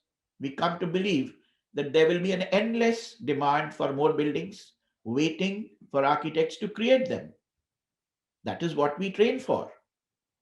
We obsess with building new buildings on clean sites. We lionize originality, but we end up doing mostly the same things. So here is my proposition. Positive changes in our built environment will not come without repurposing the architect's education to prioritize the attainment of sustainable development goals as the primary objective. At least the 5 sustainable development goals most relevant to our domain require a strong push of capacity building to get architects to deal with them proactively and have some kind of long-term impact. How do we begin? We need to make a fresh start. Let us begin with reduce. Let us build less. The smartphone is a great inspiration. As the size of the telephone has reduced, its range of functions has grown. Similarly, in our architectural education, let us incentivize miniaturization and convergence. There are so many parallels in these two examples of frugality: frugality of space, frugality of material, and of the convergence of so many different functions into a small space. Between the two extremes of Dharavi and Tokyo, even when the context is so different, we can see that the core issues of design remain the same: economy and efficiency. This is the 6-yard house of New Delhi, which created quite a sensation in the news media. People connect with such things because they touch their everyday lives. Yet, would we do such an exercise in school? Very unlikely. Instead, it will be cited as an example of all the things not to do, because the space standards are wrong, because it is structurally unsound, or there are legal transgressions, or there are social issues of proximity, so on. So this is even better. This was the hot WhatsApp forward of 2020. Arun Prabhu has managed a remarkable feat of miniaturizing and convergence. This contraption, besides being a home for two persons, also moves around. So from becoming a place to live in, it could easily become a place to work in, like a vending station, if it was parked in the parked in the right place. That's yet another layer of convergence. In the tech-enabled post-pandemic environment, many of our space conventions and standards could change. Some types may reduce or even disappear, and some new typologies may emerge. We have learned to optimize our space with the help of folding furniture, folding partitions, folding walls, and new devices like the work from home tent. Less is more has come into everybody's homes, but it should ideally come from our architecture schools and become aspirational in the public perception. That's the only way it can be ingrained in the architectural profession. When an object stops being useful, it is replaced by a gleaming new object suited for some new purpose. But can the old object mutate into a new one? This opens the door for the second alternative, reuse. Carl Elephant, the president of the American Institute of Architects in 2018, has said, "The greenest building is the one that's already built. It has already added to the carbon footprint. The environmental price has already been paid. Wouldn't it make a lot of sense to use it thoroughly so that we can extract the best result out of it? Why spend on a new building if we can remodel an old one? If we must contain the spread of our cities, the urban sprawl, we should redeploy our building inventory and selectively re-densify the inner core if necessary. It certainly helps if we can find disused or underused buildings to convert. Ricardo Bofill the Senior took the initiative many decades ago and inspired many architects to follow his lead. That in turn impressed many clients to think differently. And on a positive note, we can say that this was one good thing which happened. Across the world, industrial buildings were built tough. They have lasted longer than their design function and are now finding more interesting public uses. These buildings have the charm of history. More and more, they are being transformed as places for the arts, as if to compensate for the hard life in their previous avatar. Retrofitting becomes fashionable here at Gucci's headquarters in Milan. Besides becoming lifestyle statements, makeovers like Vikroli Social at Mumbai make a lot of commercial sense too. They also upgrade their sooty neighborhoods. This castle in Spain, in the town of Baena, when it ended its first life as a military establishment, got a second one as a water supply facility, a water tank, sitting at the highest elevation in the town. Now, when it has outgrown the second one also, it has got a third life for being just what it is, a survivor of the golden olden period. Very sensitively, the conservationist has given the old core a new armature on which new public activities can be mounted. What is it going to be? We don't know. Awestruck, the city is still undecided how best to use it. It is so good.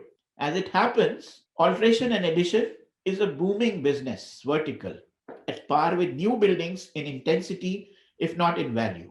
Likewise, in the classroom, the same basic principles which inform new building design should be exercised for retrofitting of old buildings and grafting additions onto them. Professionally, it is a very useful skill and mostly acquired by unlearning after graduation. However, there is an elephant in the room. There is a dilemma we do not want to talk about. We are so deeply invested in the personality of our designs, how our baby is going to be, that we shudder to think of its demise, that someday it might cease to be. Maybe that's the reason why industrial and military buildings are so amenable to retrofit, because they are impersonal. They are nobody's baby. Times have changed. Buildings today are not just shells. They are no longer inert monoliths, frozen music to be admired in sunlight and enlivened by tourist footfalls. They are more machine like, complex products of many technologies. Unfortunately, they will also reach an end of life beyond which extension will be unviable. But unlike the ships at Alang, we cannot easily break up contemporary buildings because of the way we build them. Unlike ship breaking, building breaking is utterly wasteful. This is a picture etched in our memories. We dread this eventuality. But there comes a time when it is the only right thing to do. And this is our own ego. The reasons are different, but the outcome is the same. This is all expertly done to cause no harm to anyone, no damage to any property. But what of the environment? That was to be saved by this demolition. But is it really saved? That's a question we should ask. Urban skylines are dotted with tower cranes, but the ground is blotted with heaps of construction and demolition debris. The debris has a nasty habit, it does not vanish. It just shifts to a landfill site, which is probably a precious lowland for aquifer recharge. The earth is done for. Take it or leave it. How big is this problem? We don't have data for India, but we may look at some telling graphics by Daniel Marshall in their paper, Computational Arrangement of Demolition Debris, where they have analyzed the situation in the United States. The demolition debris produced in New York is represented as a pyramid, a hill. See the size of the debris hill in comparison to the Empire State Building. See how much it has grown between 1990 and 2015. Today, it stands at 720 meters compared to 440 meters to the tip of the Empire State Building.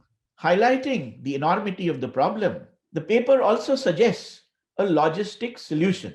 It shows how even random pieces of debris can be recomposed to create new wall and roof elements. But more interesting is the idea of a store or an exchange where they can be deposited till somebody buys them off for their new buildings.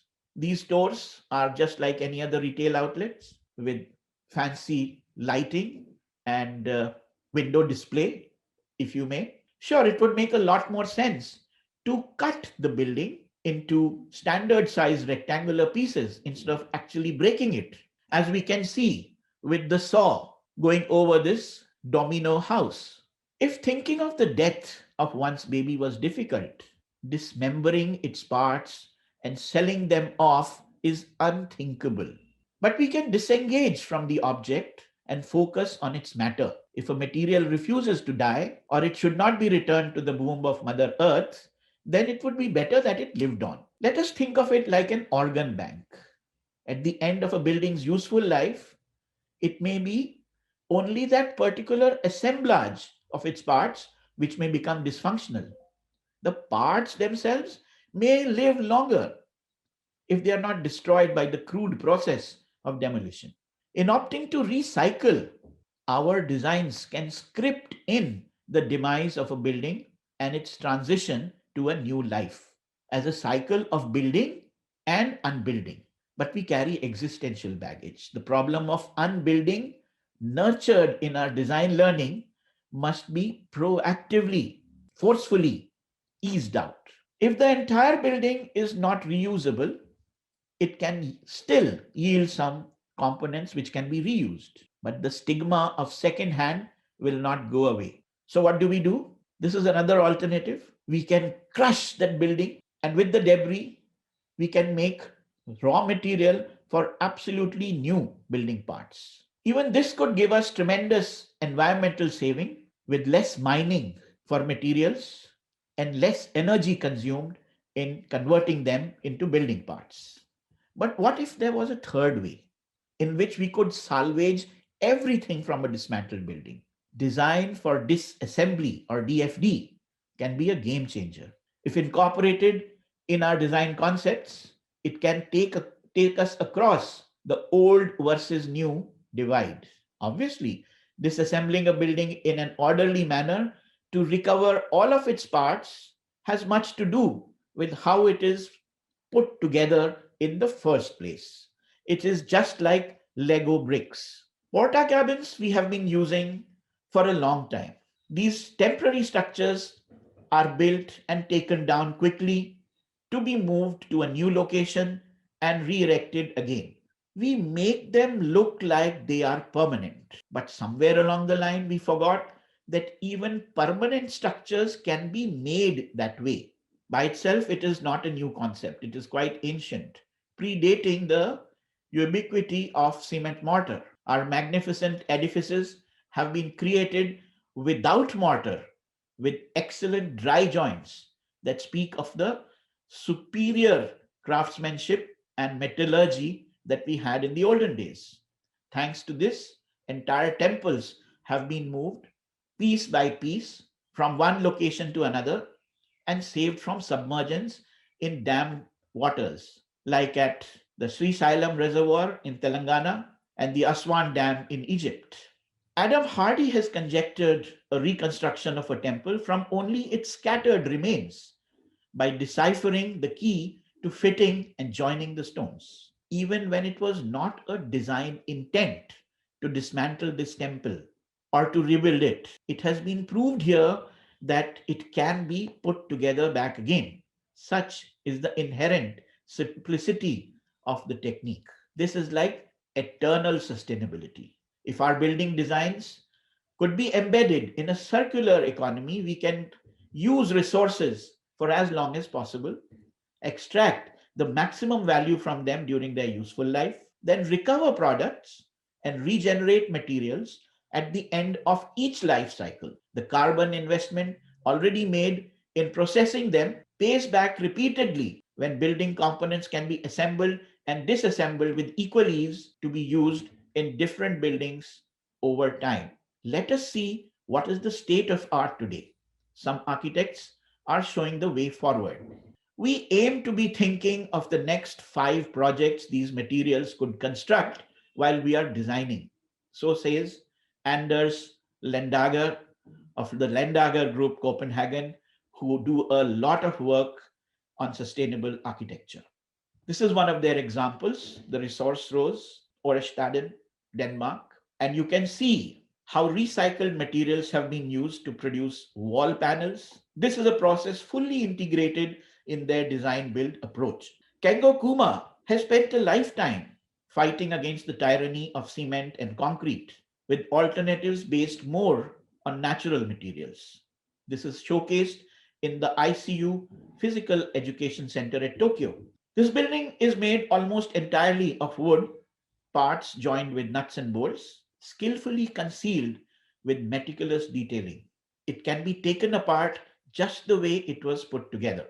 To relate more to our mainstream architectural work with multiple floors, large floor plates, light wells, staircases, etc., we have Rao Architects Triodos Bank Building at Zeist, Netherlands. It is a manifestation of an unusual meeting of minds between the architects and the client, who is a major financier of sustainability projects. This informs all aspects of the design, starting from the choice of the site itself. If God is in the details, Rao architects show the direction where to go to find him. The details take on an entirely new set of challenges for civilized unbuilding. For end of life disassembly, they have made a catalog of all the parts, including every single screw, all 165,312 of them. Loads of work, but it is worth it. I urge that in our studios at school, we look at architectural design in more holistic terms, end to end, cradle to cradle, with the life in between marked by flexibility, adaptability, and responsibility to the environment. We spend all the time in figuring out how to build the building. Just as much attention could be given to how it will be unbuilt. We can turn the tide towards real sustainability only when we achieve the critical mass of architects educated in this progressive ethos. A student's introduction to architecture should no longer be as a self-indulgent expression of individual creativity, but as a much more responsible medium to help humanity live in harmony with nature. Otherwise, we will be like this only. Thank you.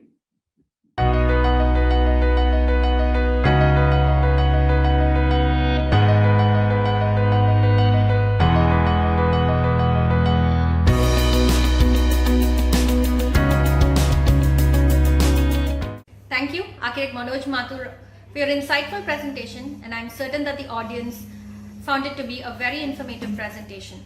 Now we shall take a short break for our sponsor video, post which we shall proceed to our next speaker, Architect Srinivas Murthy.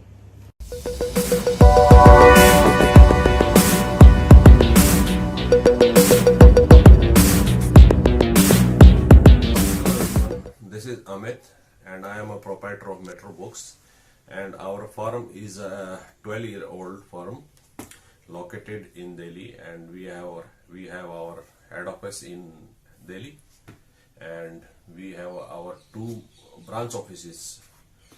One is in Pune and another one is in Chennai. So we are dealing in architecture and engineering books, and our core specialization is for engineering books, engineering and architecture books. We have our specialization in architecture planning, interior design, animation, facility design planning, digital architecture and construction project management, urban design, etc. So as you see, there are different books we have in our offices. So let me tell you, explain you the different books here. Like we have books for different publishers like Thames, Anderson, Lawrence King, etc., MIT Press. So you can see here in this rack that like all these books are very basic books, and most of the books are into various universities syllabus, and also there are some civil titles are also there, like the Seavers one, like the passive and low energy, and you can again see here some very basic books required for all universities. And you can see here the books in this rack is for Wiley, and this is a US based publisher, very renowned publisher, and publishing books on various subjects. and very famous books they have published so yet, and we are directly procuring from this publisher. And in this rack you can see the Routledge publisher. This publisher is from UK, and again a very renowned publisher in the field of engineering and architecture subject. So they also publish on all the subjects like planning, urban design, interior design, fashion, animation, photography, etc. Like again you can see some books published by Indian publishers in this rack, and these are the very basic books published by different publishers. So we are also doing publishing for architecture books, and we deal in architecture books, and you can see these are the books by Design Media, and again this is a very famous publisher for design books and architecture books. And like I have told you that we are into the publishing field also, and we have published few titles on architecture subject, and some more titles also we are going to publish in next year, and this year also we are going to publish few titles, and we are still working on those titles to get it published within this year.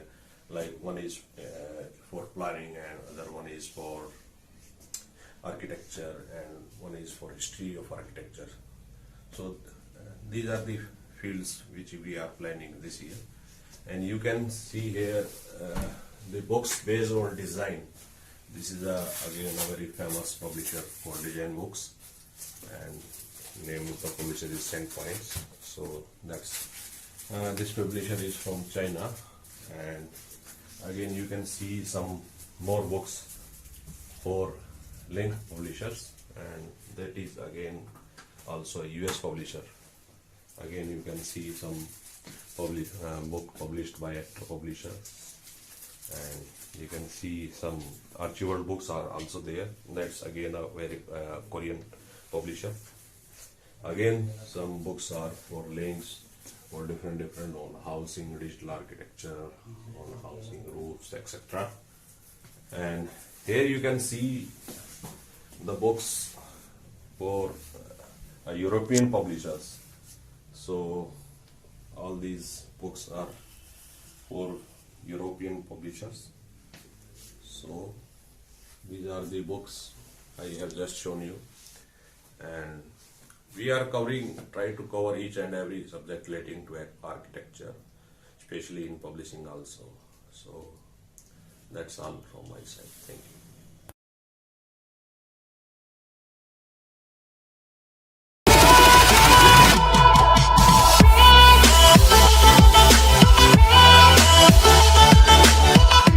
I'd like to introduce our sixth speaker, architect Sriniwas Murthy.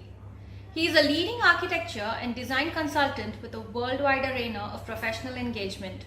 He is the founder and principal architect of a studio practice named SMG Design Inc.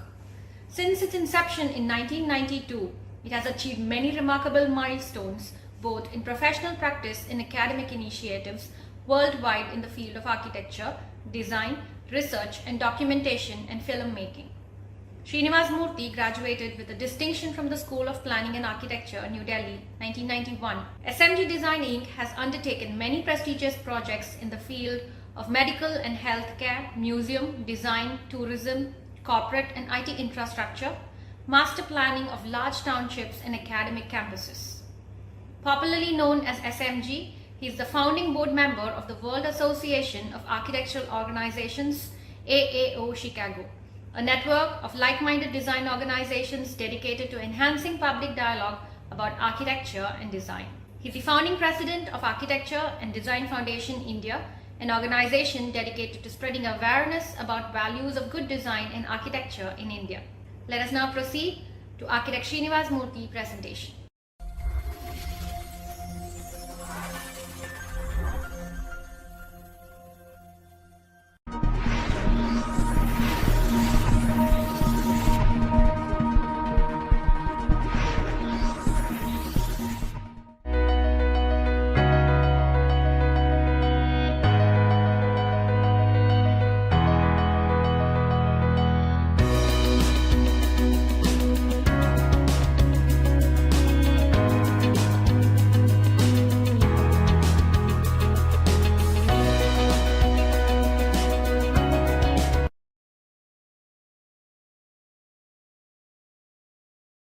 Good day, friends. It is indeed a pleasure for me to join SRM Icon Best 2021 International Conference. My name is Srinivas Murthy. I'm an architect based out of Hyderabad, and I'm really excited to be part of this conference. And I thank the organization of SRM Institute of Science and Technology, the School of Architecture and Interior Design, the dean and the faculty and the organizers who have invited me to speak about my work in this conference. It appears that this is the first international conference being organized at such a scale, which is going to have a lot of international speakers, national speakers, and some research scholars and alumni of SRM presenting in this conference. I wish the organizers all the very best for such a wonderful conference that they have thought of. And I would start my presentation with a brief introduction of self, and then we will talk about a theme that is very dear to me, which is I call just beyond architecture. So I will going to share my screen now, and we will proceed into the presentation. I'm calling this presentation just beyond architecture because I'm sure each one of us who is either an architect or students of architecture or seniors, all of us have been associated with architecture in some or the other way. And most of us are into practicing architecture. That means we're into the practice of creating spaces, preferably well-designed spaces. But in the whole process, I also realized that architecture is not just about designing buildings or spaces and offering it to it. And I will try to touch upon that aspect of what I think is equally important. This is a brief profile of myself. I basically run an practice called SMG Design Incorporation, which is out of Hyderabad in India. At the same time, I am also the founder of Architecture and Design Foundation, which is out of my passion for architecture and engaging with communities, which also somewhat resulted in setting up an organization in Chicago, along with many other like-minded people and organizations. It's called the Association of Architectural Organizations of the World. And of course, as you can see on the right, the organizations and institutes that I've been affiliated with. And these are some of the projects that I'm currently designing. And this is just to show you some of the kind of work we are doing in our studio right now, and including some of the competitions that we have been participating and winning. So though this is the main stream of my practice, but today I'm not really going to talk about my practice and my work, but more about what entails beyond just practice. And if you can see that there are 6 faces on the screen, these are the people who have influenced me in many ways. Not all of them are architects. The first and the last in the series are not architects. First one is Pandit Ravi Shankar, the legendary sitar player and a musician. And the last one being Dr. P.C. Jain, who was one of the foremost HVAC consultant. He was a professor at the School of Planning and Architecture, New Delhi, and then went on to become the chairman of IGBC. And the other 4 people, which you can see on the screen, are Michael Graves, Anil Lal, Snehanshu Mukherjee, Satish Grover. Except for Michael Graves, other 3 were my professors in Delhi School of Planning and Architecture, where I graduated from. And Michael Graves was somebody, I would say, I kind of got inspiration from the kind of work he did, without realizing that my way of looking at architecture, the style of architecture that I was creating, was somewhat what he did at a time when I didn't even know who he was. And you can see that at the bottom of each of that picture, I have mentioned certain key themes, or let's say what they really mean to me. And these are very important, I think, as an architect, for all of us to understand where we come from, what have been our upbringing, and what are those core values which are very dear to us.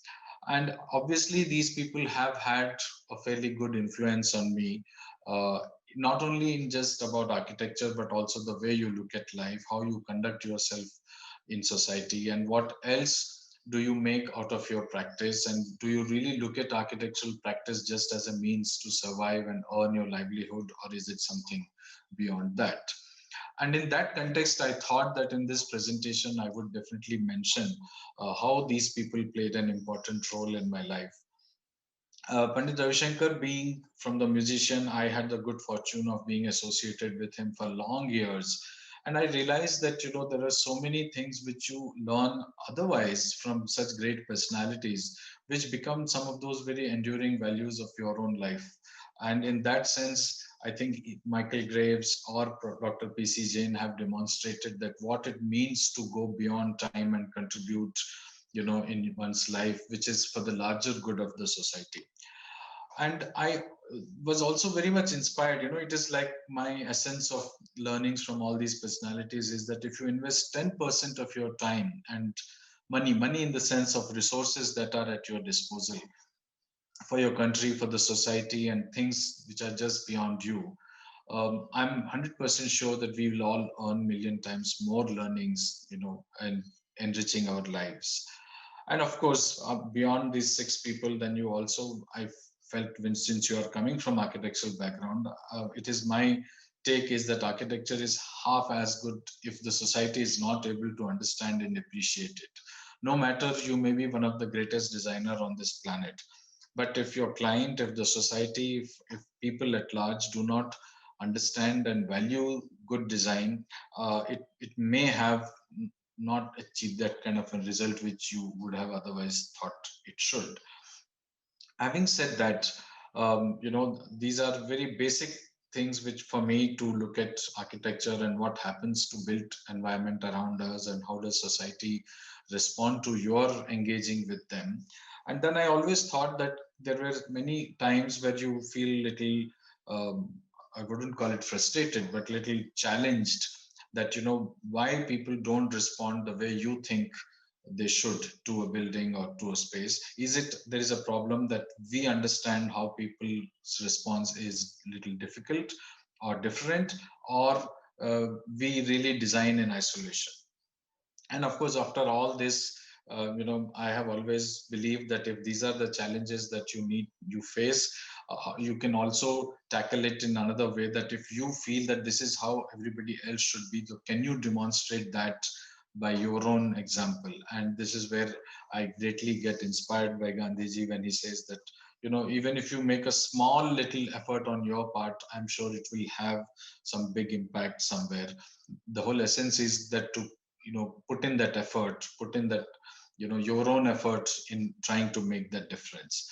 So with this, I've been thinking about how do we take forward the whole cause of good design and architecture in this country, and where does this come from? The whole idea is that each one of us probably are designing some of the best buildings, best built environment, best spaces, best landscape. But do you realize that in India, especially, we are not necessarily creating good cities or beautiful cities. Individually, within a given plot, we might be creating a masterpiece of architecture, but collectively, as a nation, as a society, we have not been able to create beautiful cities. And I thought that the problem needs to be identified. And going down in the whole process, we realized that it beyond the fraternity of architecture, maybe students and practicing architects, there are very few who really understand and appreciate value of good design. Beyond that, whether it is general public, sometimes even government officials, people who are at the helm of making policy decisions, probably do not understand the value. Sometimes they don't understand, follow the procedures which are important in this whole process. So the conclusion somewhat was I was coming about was that they need to be made aware of why is it important to value good design? Why is it important to have good architects doing some of the big public things? And what are these challenges within the society which is not allowing them to appreciate? Like I'm sure many of you would agree that majority of the buildings, I'm told, in India, almost up to 80% of the buildings are not designed by architects who are professionally qualified to do so. And when I mean 80%, it not meaning those big projects for which there are big lands and big budget. Obviously, those are the ones which are architects are involved, but the majority of the low income, middle income houses, buildings, and not just in big cities, but in smaller towns and villages, people don't have access. Probably they don't even know that their architects are required, and otherwise also they don't have the financial means, and also sometimes, most of the times, I would say, understanding to figure out why an architect needs to be hired. So with this background, we thought that there is a need to reach out to people.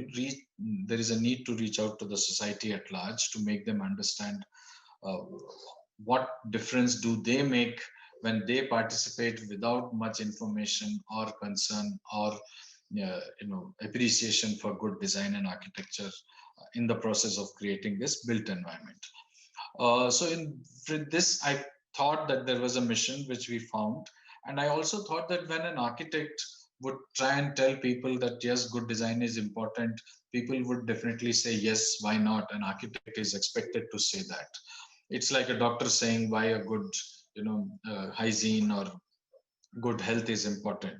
I also thought that what about if people who are beyond, not just architects, who are about just about anybody who could be your client in some sense, if they were to tell rest of the society that yes, there is a value to good design and architecture, probably it will have a bigger impact.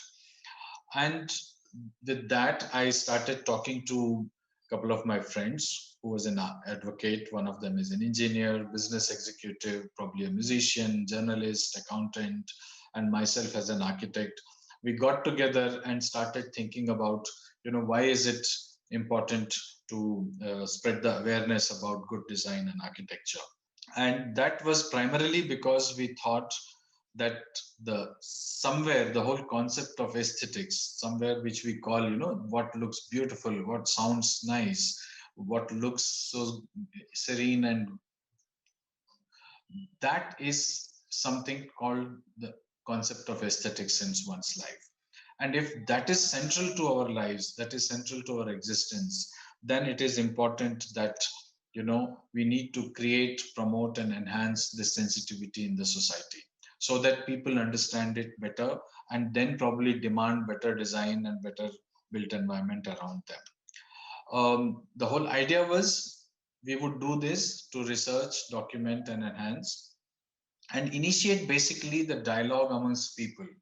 Okay, why certain things are so critical for them, not just for architects and designers as professionals.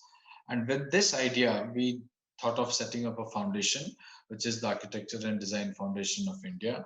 And also in the process, maybe we set up a museum which would collect the whole wisdom of this great civilization, how we have been able to design from, centuries, and also in the whole process of, post independence, in terms of following the modern movement of design, how we have kind of fallen prey to something which is not our own or our own native thought process. So these were the broad thoughts, broad ideas which we had, and we said, why not we start working on that? And we created this foundation, and you can see we also called it that in the process of looking at architecture and built environment of this country and trying to understand what it has been doing all these centuries, we are kind of rediscovering self, and in that sense we are discovering our own country. This is a little bit about how we went about looking for a nice logo which would depict various styles of architecture from prehistoric to modern times, and these are the kind of activities we wanted to take up. Now the question here is, I'm sure many of you would be asking that why does an architect need to do all that? That I have probably explained. But then why is it important that I talk about this in a conference like SRM Icon West 2021? I'm sure many of you who are young students, maybe young architects, many of you would be facing certain times where you realize that are you okay with only practicing architecture? Are you only okay with working in a firm where you have been given certain assignments to make drawings, whether they are presentation drawings, 3D modeling, working drawings, but ultimately your life is all about designing buildings. And sometimes I'm sure the thought may cross your mind that are you really working in the right context? When I say context means not just the context of the site and the office that you're working for, or the boss who's designed you and assigned you certain kind of work in the office, but are you really contributing to creation of a beautiful built environment for the city? Are you able to contribute towards making a better nation? And sometimes the other extreme also, which we have recently found out, is also that sometimes you really get disturbed. You really get, thinking that is this what you really wanted to do? Because maybe your interest also lies somewhere else. But maybe we were not given that kind of an orientation to understand that though being in the domain of architecture, can I do much more than just designing buildings? And I think with this aspect, we are here to share some of the experiences that we have gone through in setting up this foundation and the kind of activities that we have been able to carry forward. These are all in the domain of architecture, but not necessarily in the same manner as practicing or designing or working for a firm. My whole idea here is very humbly to submit that even as architects, as students of architecture, there is much more work just beyond designing buildings. And that is why I called just beyond architecture. Even if you were to meet people, common people, and make them understand how would you do that? Because ultimately they would have an indirect impact on the kind of work you do or the kind of practice you do. So with this objective, we detailed out the kind of activities that we would do. We started in 2004 with organizing some exhibitions, which was primarily with many of these consulates and other things who were coming into India, some local architects. Then we started working on collaboration with some of the foreign universities, started doing some workshops with the local students, where we wanted to look at the pedagogy of teaching education, architecture, practice, the whole concept of design. How do you approach a particular problem? With this, we started learning many things slowly. We realized that there is huge scope for all of us to get engaged. And then we came to this whole idea that do we need to start at what level was the question. We said that let's try and catch children at a much younger age so that you are able to inspire them. You are able to create that little impact in their minds. And probably, in our society today, typically it is all about either going medicine or engineering courses after you finish your graduation, but probably to tell them that there is life beyond this medicine and engineering courses. So we curated India's first children's design festival, which is going on now very successfully. We curated a lot of these heritage walks for children to understand.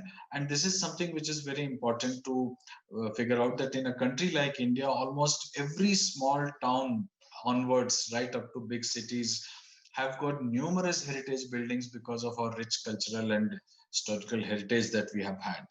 So obviously, it's like the concept of it being so much in abundance that we have somewhere started ignoring it. We don't look after it. But it is important to protect them. And then you need to understand that why is it that we need to protect it? Is heritage to be treated something like a burden that you need to keep carrying it on with it without you really liking or wanting to do it? Or is it something that can still contribute to today's our day-to-day existence? And I think these are the concepts which we need to talk about, that how are they relevant even today for our citizens, our young citizens of this country, to protect and preserve the heritage of this country. And not only just the what I would say the upper class or the people who can afford, but also the very poor. And in some of these heritage walks which we have done, where we realize that some of the government school children, when we take them for heritage walk, their set of questions are way different from questions that would come from, let us say, students or children of, let's say, upper part of the society.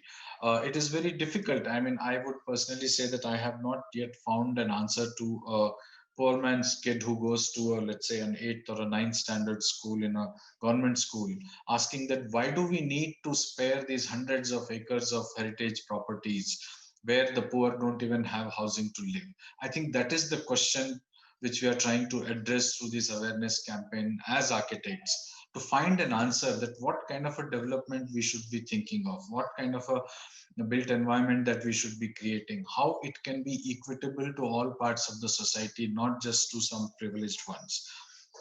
Of course, so these are some of, again, another examples of where we have been able to take forward awareness programs, recognizing some of the great works of architects. Like typically, another example which I would like to quote here is that when we read a book, or when we go and see a movie, we definitely know who the director or the author of the book is or the film is. But when we enter into a building, very rarely people come to know who is the designer or the author of that building is. So we took up this whole project of recognizing the works of architects and installing certain kind of a plaque or a mark which announces the author of that building. And we participated very actively in curating and hosting literary festival where we thought that architecture needs to be brought into the mainstream discussion, where instead of just book reading about the lyrical, I would say the literary work of various authors, why not we ask architects to come forward and talk about their writings, which could be about not just about their project, but about their thoughts on architecture, maybe what they think and they have written about architecture. And these have become pretty successful events. Probably Hyderabad Literary Festival, where when I was associated with it, was probably one of the first one where architects were invited to read out of their books and engage with the audience, which was primarily non-architectural, or no, I would say non-architects fraternity audience they were. Of course, then we would go on promoting many important events of architecture. And as I told you in the beginning, the founders were all, except for myself, were non-architects. Obviously, our target audience is also predominantly non-architects. With this, we are trying to reach out to the people who are uninitiated and probably try and make that small dent in.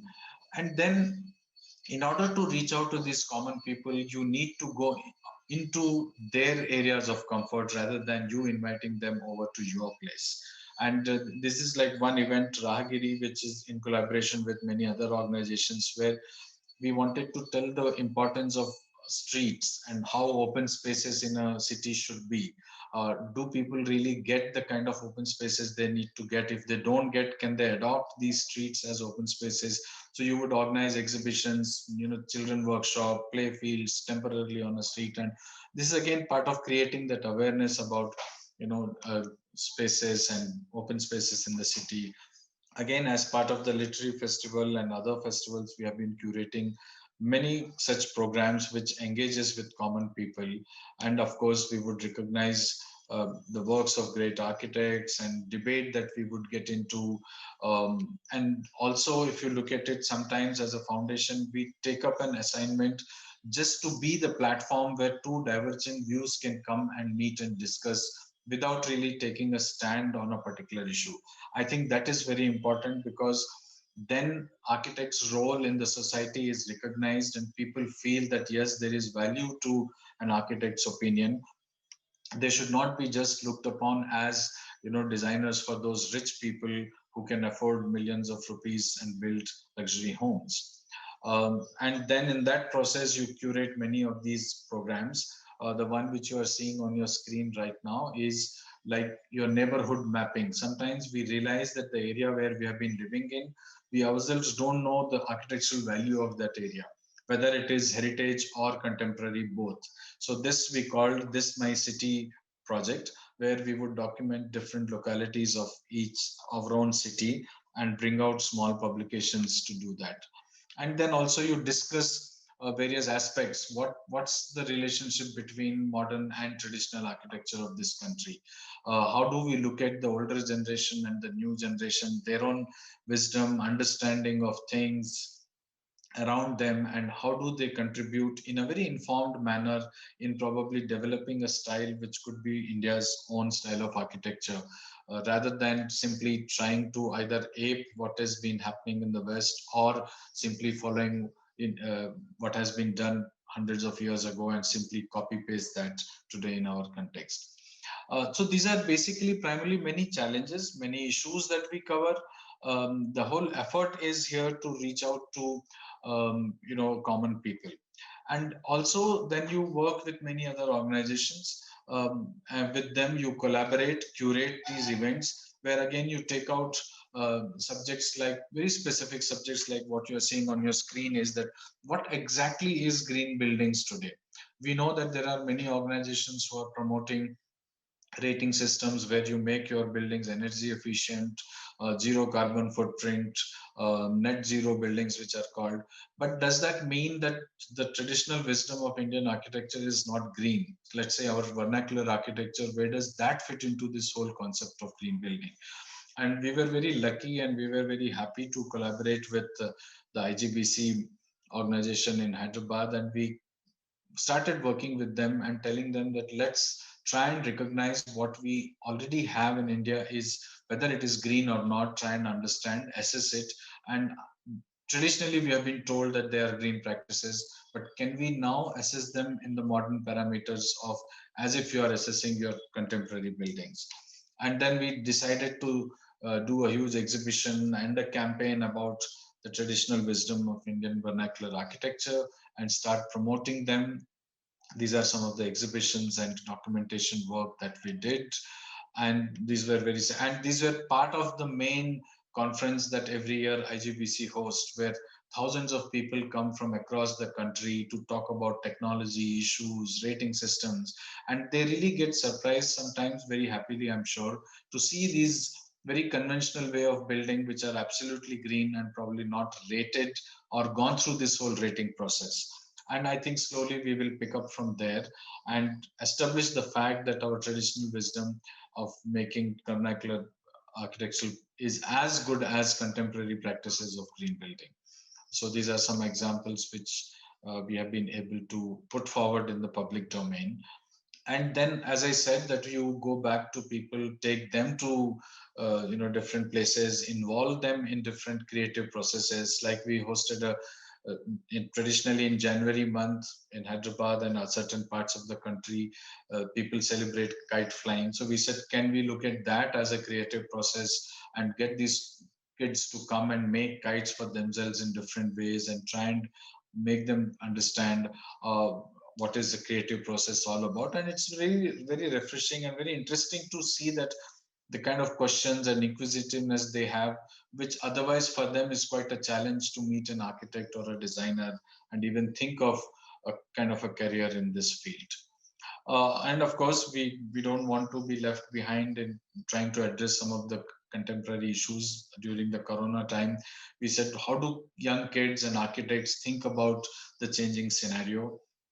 And we thought, why not we take their responses? So it's very interesting that we got a very overwhelming response from the young soon to be architects was, and also equally from established architects. So they wrote about what they feel architecture should be like, what should be development like. These are all students from different colleges across the country who contributed and to this whole thought process, and they could share it with their classmates and other things. A debate could be organized, discussion started happening. What is architecture? What is architectural education? What is development? What role do architects have in the larger society to play? And that way, probably somewhere making that small beginning or small difference of sensitizing people around you. When you talk about this, starting from your family to the larger section of the society, you are sending out a message, I think, which is very critical. Sometimes these kind of initiatives, without you realizing, also creates a platform for discussion in the classroom within the College of Architecture. And I think that is equally important, that it should connect back to the process of architectural education in this country, that all this that we are doing should be so much integral to the basic education in architecture by itself, so that students know that beyond just designing buildings, there is so much more to do in life. This is something which we then, and of course, these are some of the established architects who responded to the same campaign, which was very interesting that how they looked at it. And then, of course, the whole idea is that they become kind of source of inspiration to many of the young architects and young students. Then, of course, we also get engaged very actively in participating with many other fellow organizations and people discussing about state of architecture in this country. And this, what you're seeing on your screen right now, is an issue which is so important and which almost kind of enraged a lot of architects fraternity in the country about this whole idea of demolishing Louis Kahn's work at an Indian Institute of Ahmedabad. Thankfully, I wouldn't say that it is only because of just us architects. The alumni of the college, very sensitive to these issues, came forward, supported in collaboration with many architectural organizations and groups of architects, put across their point of view to the management, and management very kindly agreed to, consider the opinion of people. I think this demonstrates that if we architects just look a little bit beyond the practice, there is so much that we need to share with the society and work with the society, and probably we could make that little difference that is required with the sole objective of creating a beautiful and livable built environment. So this was one of the campaign which we ran along with many others, which you can see here. Now we are also talking about, as I explained, recognizing the works of architects. This is another very interesting project which many people considered in the city as an unfinished building without realizing that this is actually the brutalist style of architecture, with the even the occupants of the building didn't know. So we invited the architect of the building from Delhi to visit this, explain it, have a function, and then have a chat with the people. And again, if people want to go around city wanting to know what is the kind of architecture is there in their neighborhood, which are the important ones, we notice that it's a very common thing abroad, where you have a small guide, architect's guide, to just walk around, drive around, cycle around your city and look at all these important architectural masterpieces. So we decided to create one for our city, and we hope that with this we would be taking forward this to many other Indian cities as well. So this would probably be the first architectural guidebook for Hyderabad, which will cover both historical as well as modern buildings. Then we are also into publications which talk about Art Deco, mud houses, various kinds of work that has been taking shape, and this is some of the documentation work the foundation is doing. So by which you can now see that there are so many kinds of things that we do which requires a little bit of understanding from an architectural perspective. So obviously, if an architect is leading the campaign, it works very well, but at the same time you need a lot of people to be with you. And in that sense, I feel that architects have a role to play in such activities, which is in the periphery of mainstream architecture, but not really completely away from it. This is another very interesting project which we are launching very soon in Hyderabad, which will, there's, Hyderabad is known for its lake, and there is a lake in the heart of the city. So we thought we would have a boat tour. This is how the boat tour has been planned, where you can see some of these, important architectural masterpieces, again, both historical as well as contemporary. So while you are in the boat in the lake, it would be guided boat tour, where the curator would be explaining you various issues and buildings, telling the importance of why they are so important, who built them, when were they built, who was the architect. Probably this will be the first such tour in India. And of course, we continue to have our heritage walks, which are so critical. These are some programs which you can see here. These are all typical government schools where we take out designers who visit us, both Indians and foreign designers. We take them to government schools and colleges and conduct these design lectures, workshops, and engage with them in trying to, make them understand why architecture and design is important in their life. So this is the kind of website we have. With this, I would like to make my concluding remarks here is that the whole set of work that we have been doing is the primary idea behind that being that because we are architects, we have an understanding of architectural design and architectural concepts.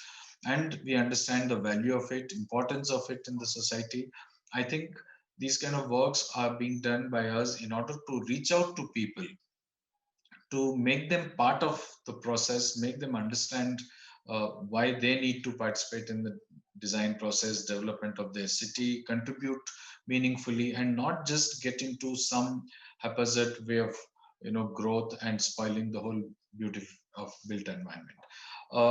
I request all of you to follow us, and you will be kept informed about our all future activities. I'll be also very happy to answer any of the queries. You can write to us on adfi.mail@gmail.com. I hope that this presentation inspires some of you to look at work around you, not just sitting in an office and designing and making buildings, but probably working in the field of architecture by virtue of doing exhibitions, talks, walks, tours, promoting, writing about it, promoting it all around. And that way you would be contributing in a big way, both to the nation as well as to the betterment of the profession and its fraternity. I again wish the organizers of this conference all the very best. And I hope that many of you who would be part of this presentation would like to join us in our efforts. And if there is something which each one of you would like to do in your own cities, we could come forward and at least start a dialogue and help you initiate certain kind of an activities. And we can even do hand holding till you are able to take that activity on your own. With this, again, I would like to thank the organizers for giving me this opportunity to speak on this occasion.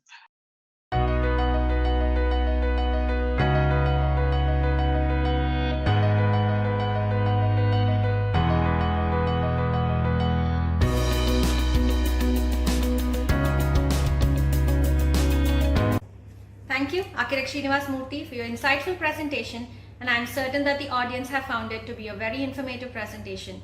Now we shall take a short break for our sponsor video, post which we shall proceed for lunch break, and would look forward to joining you at 1 p.m. for the afternoon session of the international celebrity speakers.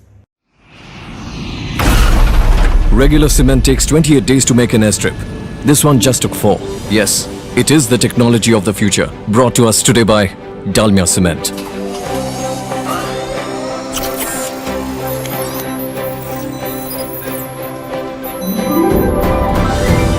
And I'm building my house with the same.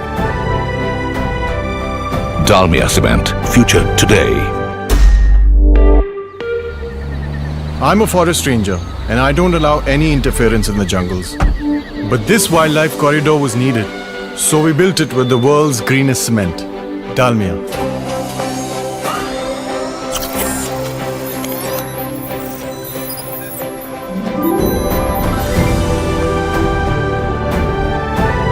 And now I'm building my own house with the same. Dalmia Cement. Future today. An 8-foot slab of concrete that can take a load of 500 tons, moving at such speed. Yes, it's the technology of the future. Brought to us today by the pioneers of sleeper cement, Dalmia.